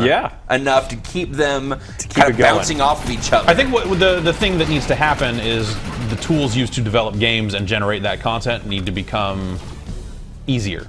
Because what you're talking about is what they're doing with that Game of Thrones Facebook game. Where it's like, Game of Thrones aired, and then the next day they've got quests based on that episode. Sure, and so the Facebook platform is very nimble, but there's something to make a game like Defiance or like Halo or That's obviously going to take way more. But Huge if the tools to generate games like this were, if there was a lower bar for content generation, or they just work on it far enough out that they can accommodate those schedules. At the same time, this could just be a case of like Tryon Worlds, the publisher of the game here, being like, we want to make this like MMO style third-person shooter. but we don't have the scraps to do this right now. Let's hook sci-fi into this and be like, yeah, we know you guys want to do stuff. We'll make a Those guys will fall for anything. TV show. Well, Tryon Worlds, I mean, Like their last project was Rift, that MMO, which was pretty well received and pretty successful. Yeah, for sure. But yeah, as soon as they have that idea, they're shopping it around. I'm just saying, like, let's say they're like, oh, well, we can, partially fund this project with this other thing. So really, like, I doubt you're going to need to know much about the TV show to like play through this and get your basic sci-fi. No, I mean plot trappings here. The TV show doesn't even air until for another 2 weeks. And was she sleeping? What was going on there? She hopped up real quick though. Yeah. Like she got caught. Went, hey. It's interesting. No, I'm awake at school. I think it's so an like interesting. I can see the TV show thing. like launching in 2 weeks, getting like 3 episodes in, and just crashing and burning. Yeah. And then the game maybe having a lifelong of that, or vice versa. But by sci-fi standards, 3 episodes and crashing and burning is probably like a success for them, right? They're just like, oh, we'll order more seasons of this. Yeah, probably. I don't know what their metrics are like these days. I don't either, but I do have a friend who works for them and who works on this project actually. When they were airing as a liaison. Oh, so that's why you've been talking it up this whole time. That's why I have interest in it and your perspective on it. You're like, oh, this is really good. You guys should check it out. I haven't played this game. I demoed it with Bill Trost. And the way that it connects with the ago. TV shows, it's really magical. I'm curious about it. Also, fair, Have you reported this? I see. Now it's. Have you reported this to CBS? Do they know about your conflict of interest? I'm not. Do they know that this you were game. secretly working for the I'm Sci-Fi just talking Network and about not the this game. CBS network? Yeah. Yeah, Sci-Fi is not owned by CBS, regardless of what your friend might have told you. No, it's owned by NBC. NBC Universal. Jeff, did you finish that quest? Yeah, I did. Can we stop looking at this game? I guess, yeah. Do you want to stop looking at this game? I might end up playing some more of it. But at the same time, now that I've played a little more of it right there, like the AI problem, when you're building a third-person shooter such as this, and it's just a regular action game, like the things you can do with AI and how you have them respond in conflicts, you expect a certain type of behavior, and you're not getting that. What you're getting in this game is the MMO type of behavior. Just run after you. Aggro, run at you, like that sort of stuff. They're not looking for cover. Or they are, but it's... I feel like I'm playing a third-person shooter, and they are MMO enemies. Got it. And it kind of makes it a little unfair, because I just feel like I can move and do so much more that if I was instead having to tab and hit the one key over and over again, that would be a more level playing field. But, this is the early going, and I did manage to die a couple times there, so... I don't know. Can I tell you one amusing story about video game and TV show development before we get out of this Defiance e-hole? Is it about the Mork and Mindy game? Nope. Okay. So they, Wait, can I guess? Yes. I don't have any guesses. Is it about the Mork and Mindy Would you like game? to give up your guess? Or would you like Yeah, to... I'll give Jeff the guess. Jeff, you do you have have my a guess. Is it about the Mork and Mindy game? No. Damn it! Why did I give you that guess? God damn it! So they had the original concept for the car that the protagonists of the show are going to drive. So Kit. that car is not Kit. That went to Knight Tryon Rider. Worlds for them to develop it and a model for Was it. that Dodge Challenger And it we went saw to a earlier? fabricator in Toronto to make it. They show up on set to shoot. The fabricator in Toronto did not make the car exactly right. So then they're confronted with the dilemma of like, well, we either stop shooting and get the right car in, or send this over to Tryon Worlds and be like, look, can you make this car in the game instead? I think these might be the guys from the show because their faces look better than any of the other NPCs in the introductory cutscene. That is them. Yes, that is correct. Yeah, they don't seem like good characters. Also, I will say the voice acting in this game. The voice acting in this game is downright atrocious. Oh no. So that's I wonder if they got that. I probably had these two do their voice acting, I would guess. Well, we can probably hear them talk if I want to run up to this thing and hit it. Let's do it. I have some stuff that needs done, Nope. but unfortunately it's outside of the Earth Republic. Instead, you get the generic, this is a side mission, I need you to do this thing. How stoked would you be as the actor? Like, all right, you've been chosen to be the lead in this show, and you're also going to be in this video game. They're not even coming with me. Like, Nope. they're just hanging out here, guns at the ready. Like good action poses too. Look at her. She's like, oh yeah. He's got a little wry smile because he's a little bit of a daredevil. Well, he laughs at the absurdity of how dangerous the situation is. Like, She's every just day is grilling like you. this, buddy. She's looking at you like I know 8 ways to kill you. She looks Shack like time. she looks like she talks like this. She doesn't. Shack time. Make it rain. Shack time. Is there even anything in the shack, Patrick? What is going on? Yeah. I heard. I'm losing it, guys. What's up, Patrick? Is Sean still in there? Or did he abandon you to your fate? No, I heard Shack time, and what went through my head was not where I am currently. Sean never existed. You wanted to go to one of your Radio Shack parties? I told you guys at the beginning I'm a ghost now. That's right. That is true. BioShock 4. That is fair. I have a game. I got this Toki Tori 2. It comes out this week, or is out now in the eShop. I'm not sure. It's out on the 4th, I think. Okay, so it's out. That's tomorrow, right?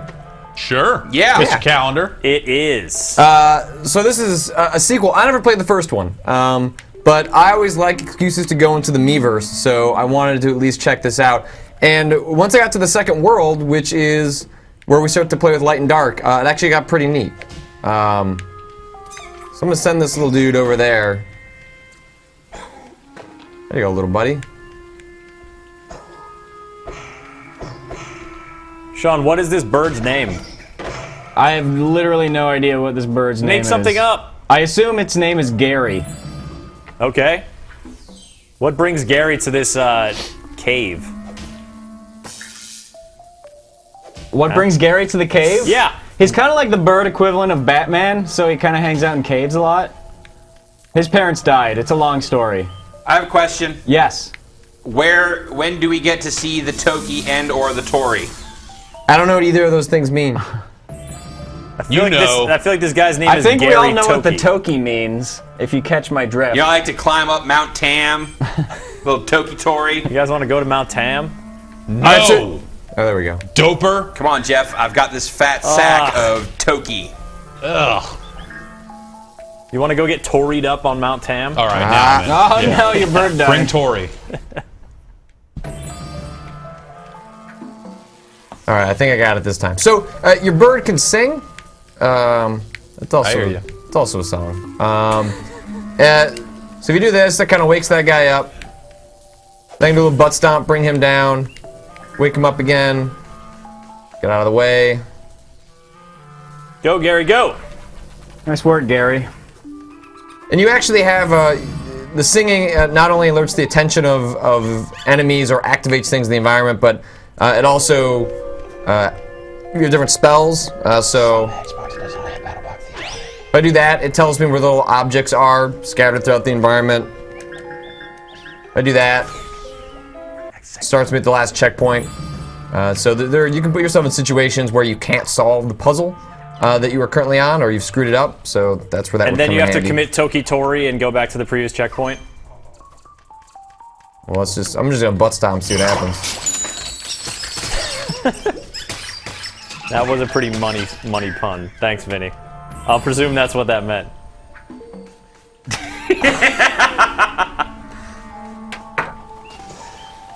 Whenever Vinny's pleased and or bored, make it rain.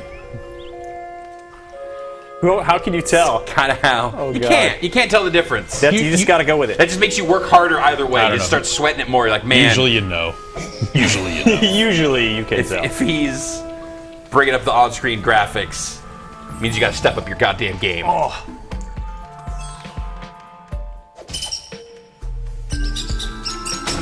Oh. Hey, Vinny, can you duck my mic for a second?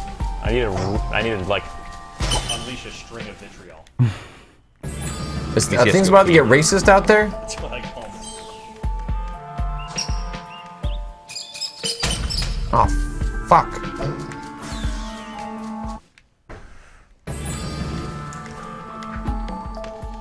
So, this game doesn't seem great, but it also seems totally okay.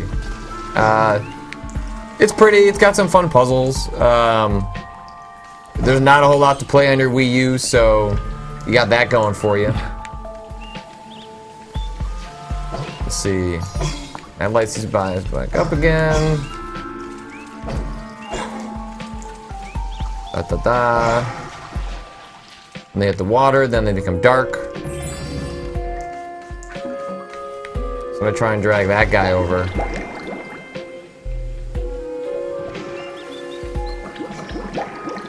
He's not gonna be able to. Alright, let's see. Get this one.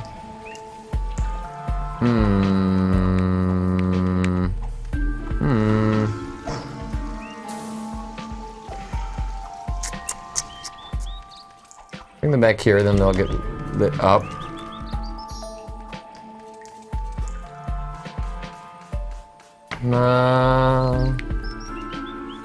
Just jam. I'll just jam on this. Maybe I can sing the solution into existence. I kind of have no idea what's going on here. Yeah, I'm trying to process all of this. So you've got these little light bugs, and those kill the masks when the light encounters the dark masks. So you're using your music, and you have this sort of like area of effect. Like that's what that is. And the area of effect is where you can influence things in your environment with your notes. Unless you're casting like a spell that. Oh, hold on. This sends you back to a checkpoint. It's always just tapping on the A button, and that does everything you can do within that area of effect. Exactly what I'm supposed to do here.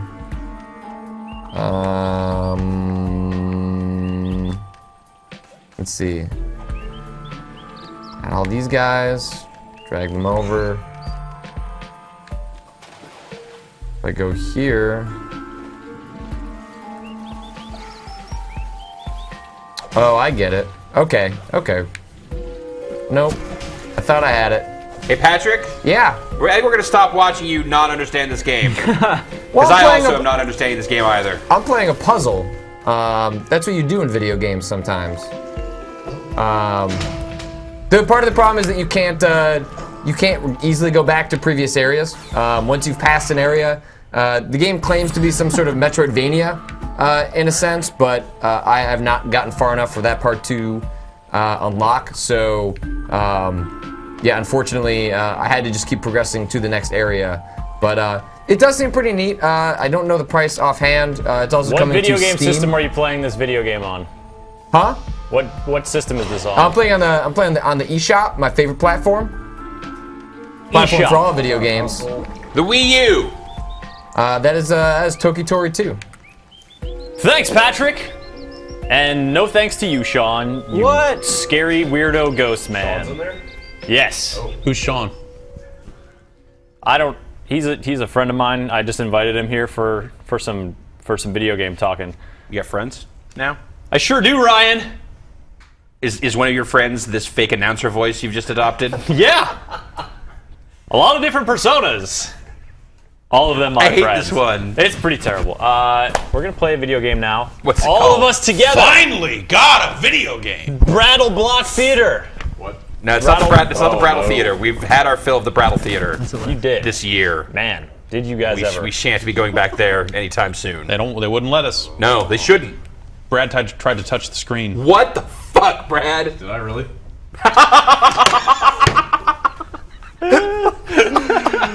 That's also completely feasible. That reaction's... You may have. We're gonna play BattleBlock Theater, new game from the Behemoth. Developers The Behemoth. Of Castle Crashers. So hang on, they still make games?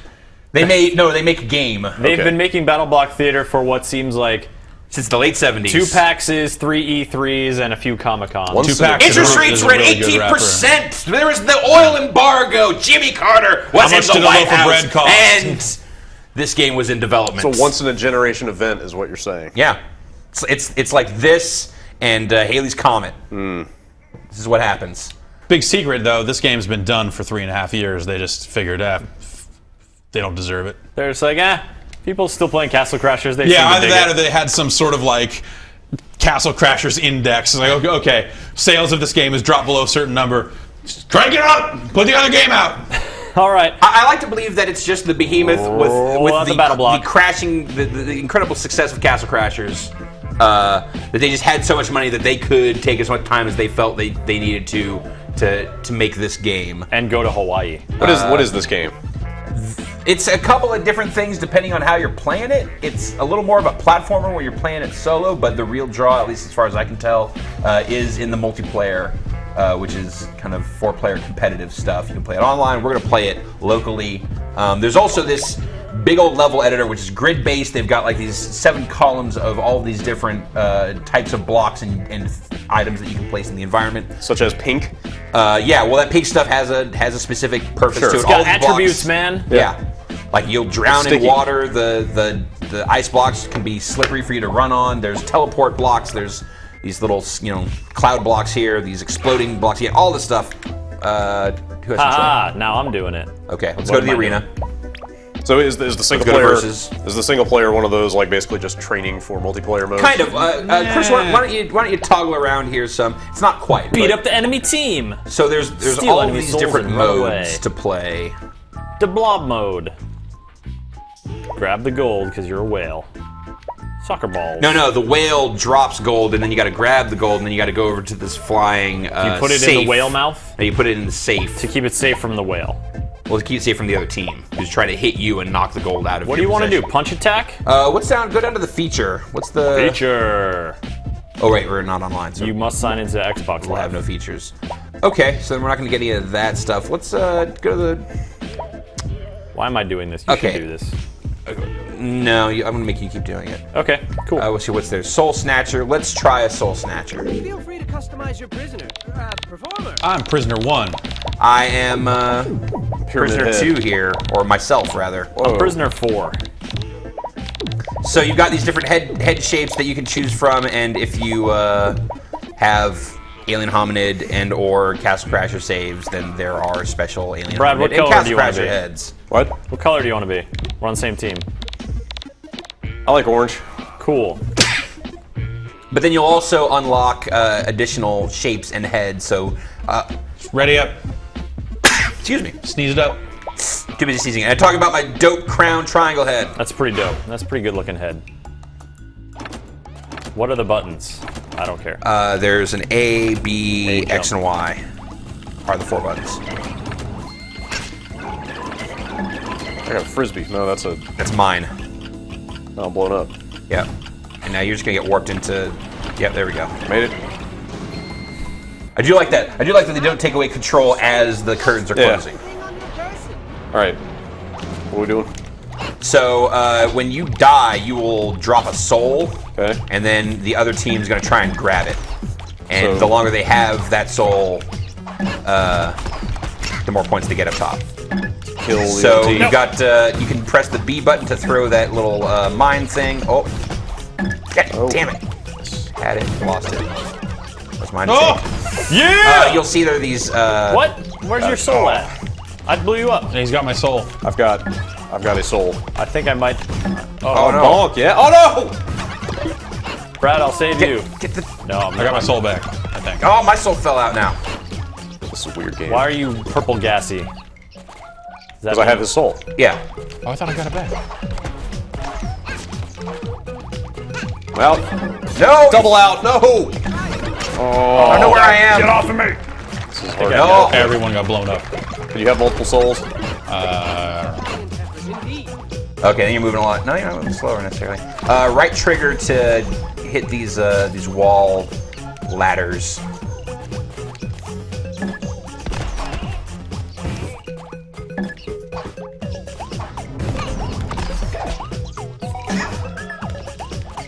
Blow yourself up.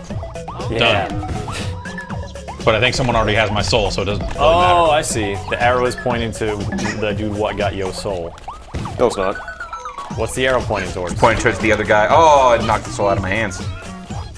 I got it back. No, son. Can I recover my teammate's soul? Or my own soul, for that matter? Damn, you are gruffling all the souls. But Brad and I have more points than you. I'm confused.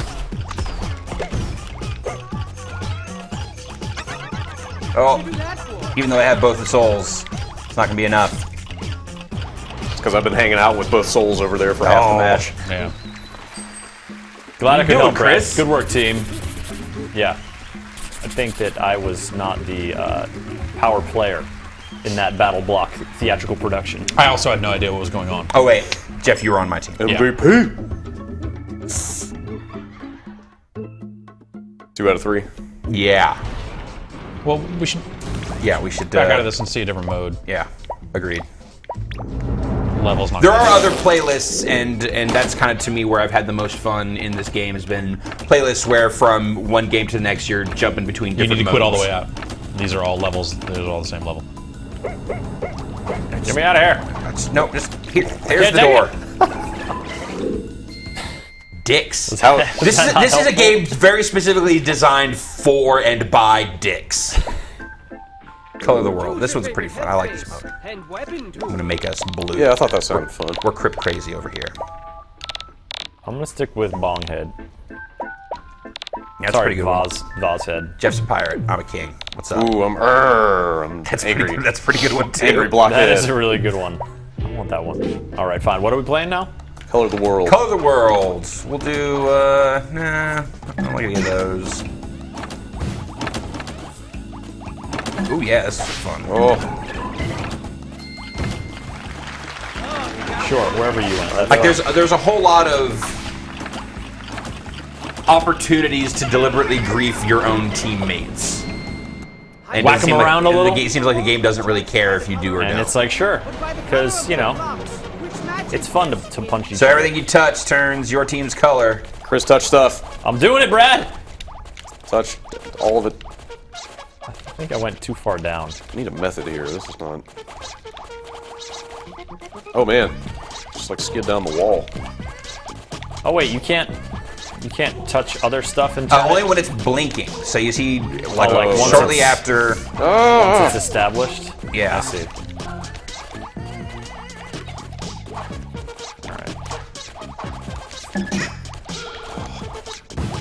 I can barely see my dude. Yeah, I was gonna say, like, I'm sitting even further away. I have no idea what's going on. Oh, so okay, so it's locked in. And then decolorizing. Now's your chance to. What? Why? Oh wow. Why did that happen? Nice game. Because it's time for it to happen. Sudden Did death. we win? No, it's just that's the point in the match where that happens. Remember where he said this game made by dicks? No. 4 dicks. BD40. Man. Oust. What were you doing over there, Shoemaker? Oh, crap. I'm know. literally standing still. I thought that was over.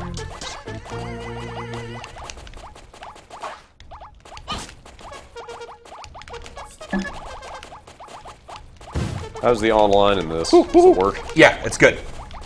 Not super It's laggy. this. It's. Yeah. I mean, No, the I'm talking gameplay about- is this, I'm talking but about performance. yeah, I've had no problems with it. Yeah. In the brief time that I've spent with it, only got my code yesterday, so got a couple of online matches in. Nah, man, you in the red house now. You can't change nothing.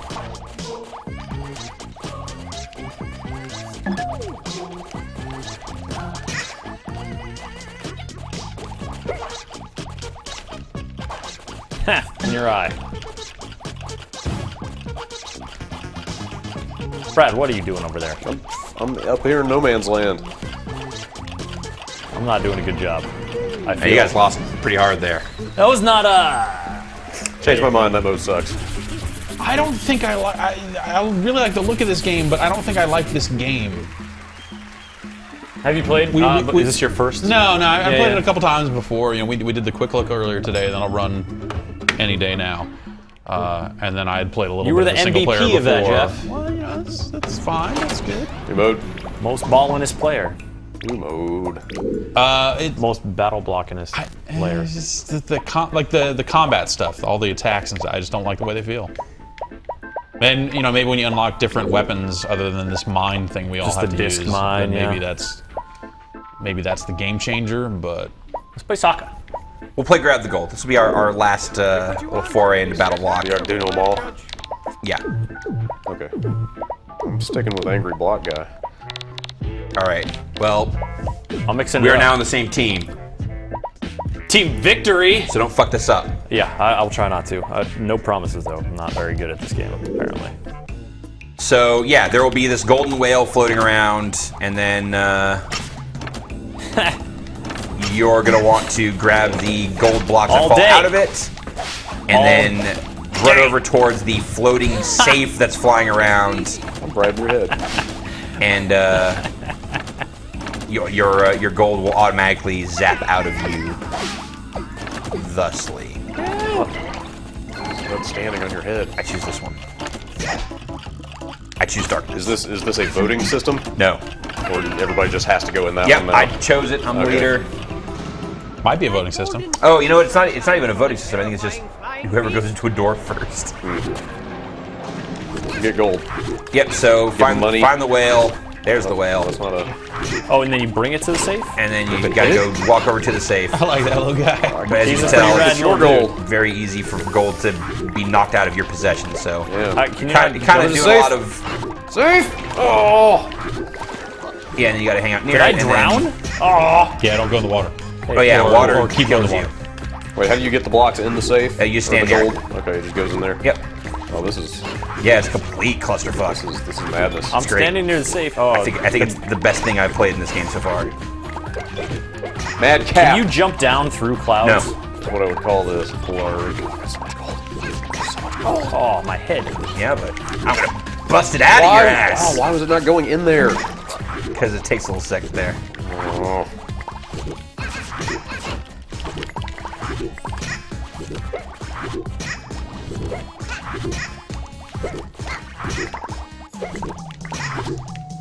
Nope. Oh. Dick.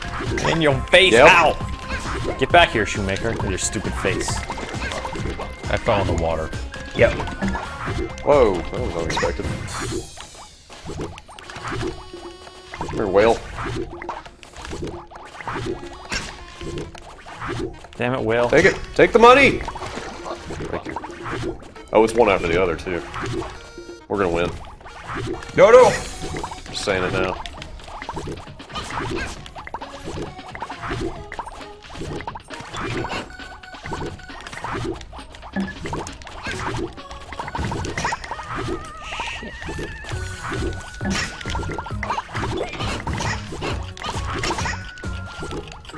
Damn it. I disagree with Jeff. This game rules. You just gotta find the modes you like. Yeah, this mode's alright. That It's was- definitely that better mode than was the cool. other. I like that. Well, I like the feel of the platforming. I really felt like I could get away from people effectively. I still just the attacks and stuff, the melee stuff. I just don't. And there's not a lot of modes that seem like they're very combat focused. Like this is not. Like it's more about harassment with the melee stuff. Yes, right? it's like stun them long enough to either take away their gold or get away from them. Seems to kind of be the MO here, but we're gonna. That's pretty neat. Call that a game. So that's BattleBlock Theater. It's available now XBLA on Xbox Live Arcade. $15. Cool. From the makers of Alien Hominid. And I also want to say we only showed off multiplayer, but there's a single player thing in there, and there's some story stuff, at least at the top of it, as much as I've seen so far. It's really funny and really well written. It seems, charming. Yeah, it has, like, that stuff is like, clearly this is the behemoth that I sense of know and humor. love. Yeah. I just kind of wish there was more of that in there. But, you know, it's a multiplayer focused thing, so what are you going to do? And that's it. You're going to play locally in BattleBlock. You guys TNT this one? We might. Yeah, seems like it could be a good... TNT tomorrow? Are you guys back on? We are back on that tip? TNT tomorrow. I was considering heavily to do this game. Oh. Brad, how do you feel? What do you have? Vinny had an alternate idea. Oh, let's talk about this off camera. Okay. Done. Yeah, we should talk. Okay. It was a good Cool, idea. guys. That's going to be the end of our epic 3-day wrap-up or 3-week catch-up. Yeah, you need more apples if the shows get this long. I'm doing okay, actually. The apple was key. Yeah. You know, I've it been peeing on just this couch takes constantly. a little bit, but I did have to flee to go to. Anyways, you don't need the details. Show next week, 3:30. Nothing. I'm not gonna We be here. blew everything out this week. Next week, barren What's wasteland. coming out the second are there week of games coming out? April? You'll Second find week out of- next week. second week of the on quarter. Professional Wednesdays. And if you want to hear Ryan talk about Songbird and the truth behind Columbia. Spoilercast galore launching into the interwebs this week. Anything else, guys? Yeah. Anything else? Friday show, members only for Giant Bomb. Yeah. Shenanigans, the unprofessional side of this clearly professional production. Cool. And we are cooking up a LucasArts live stream for you guys to tip of the hat to LucasArts, who Just playing Fracture for 2 hours. ceased game development. I got in on that Not email even to thread. justify that with a response. I got it. We actually did talk about Fracture a lot earlier today. I got in on that email thread just enough to say, hey, Connect Star Wars was the last game published by LucasArts. It would be disrespectful not to feature it. So hopefully. So now Connect Star Wars. Ballblazer. Fingers crossed. Ryan Davis in Connect Star Wars. we'll be seeing it. No, I'm not going anywhere near that. That Fine. That's We'll that's your dance guys' thing. all those terrible pun debacles. Cool guys. That's it for the show. Sweet. Okay, bye. Okay. Hey, see you later. Catch you. I'll see you in a fortnight. These guys will see you next week here on this show that you've been watching. No, keep going. We'll shop out the ending to this show right now. We need to keep doing tired, it. so you can just keep going for now. All right. And that'll do it. Thanks for watching, folks. I know it was a long one, but hope you had fun. Apologize for that. That's a lot of content. All right. Hey, wasn't that a great show, folks? That was epic. So glad you could join us for it. Action-packed. It was so many different. You were so good as the host. Too much? Hey, let's break it down a little, maybe. Okay, a little bit. all right. Bend it in a little. That was a lot of fun, guys. Lots of games. A lot of good conversation, too.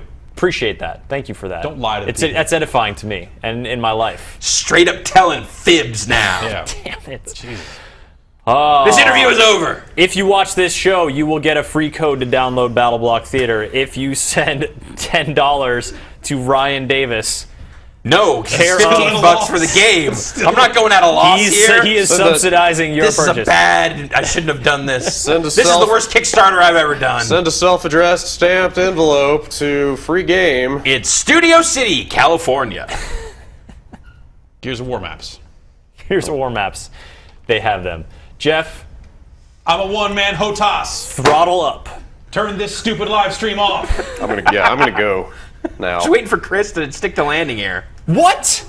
End the show, man! Come on! Dun-dun-dun.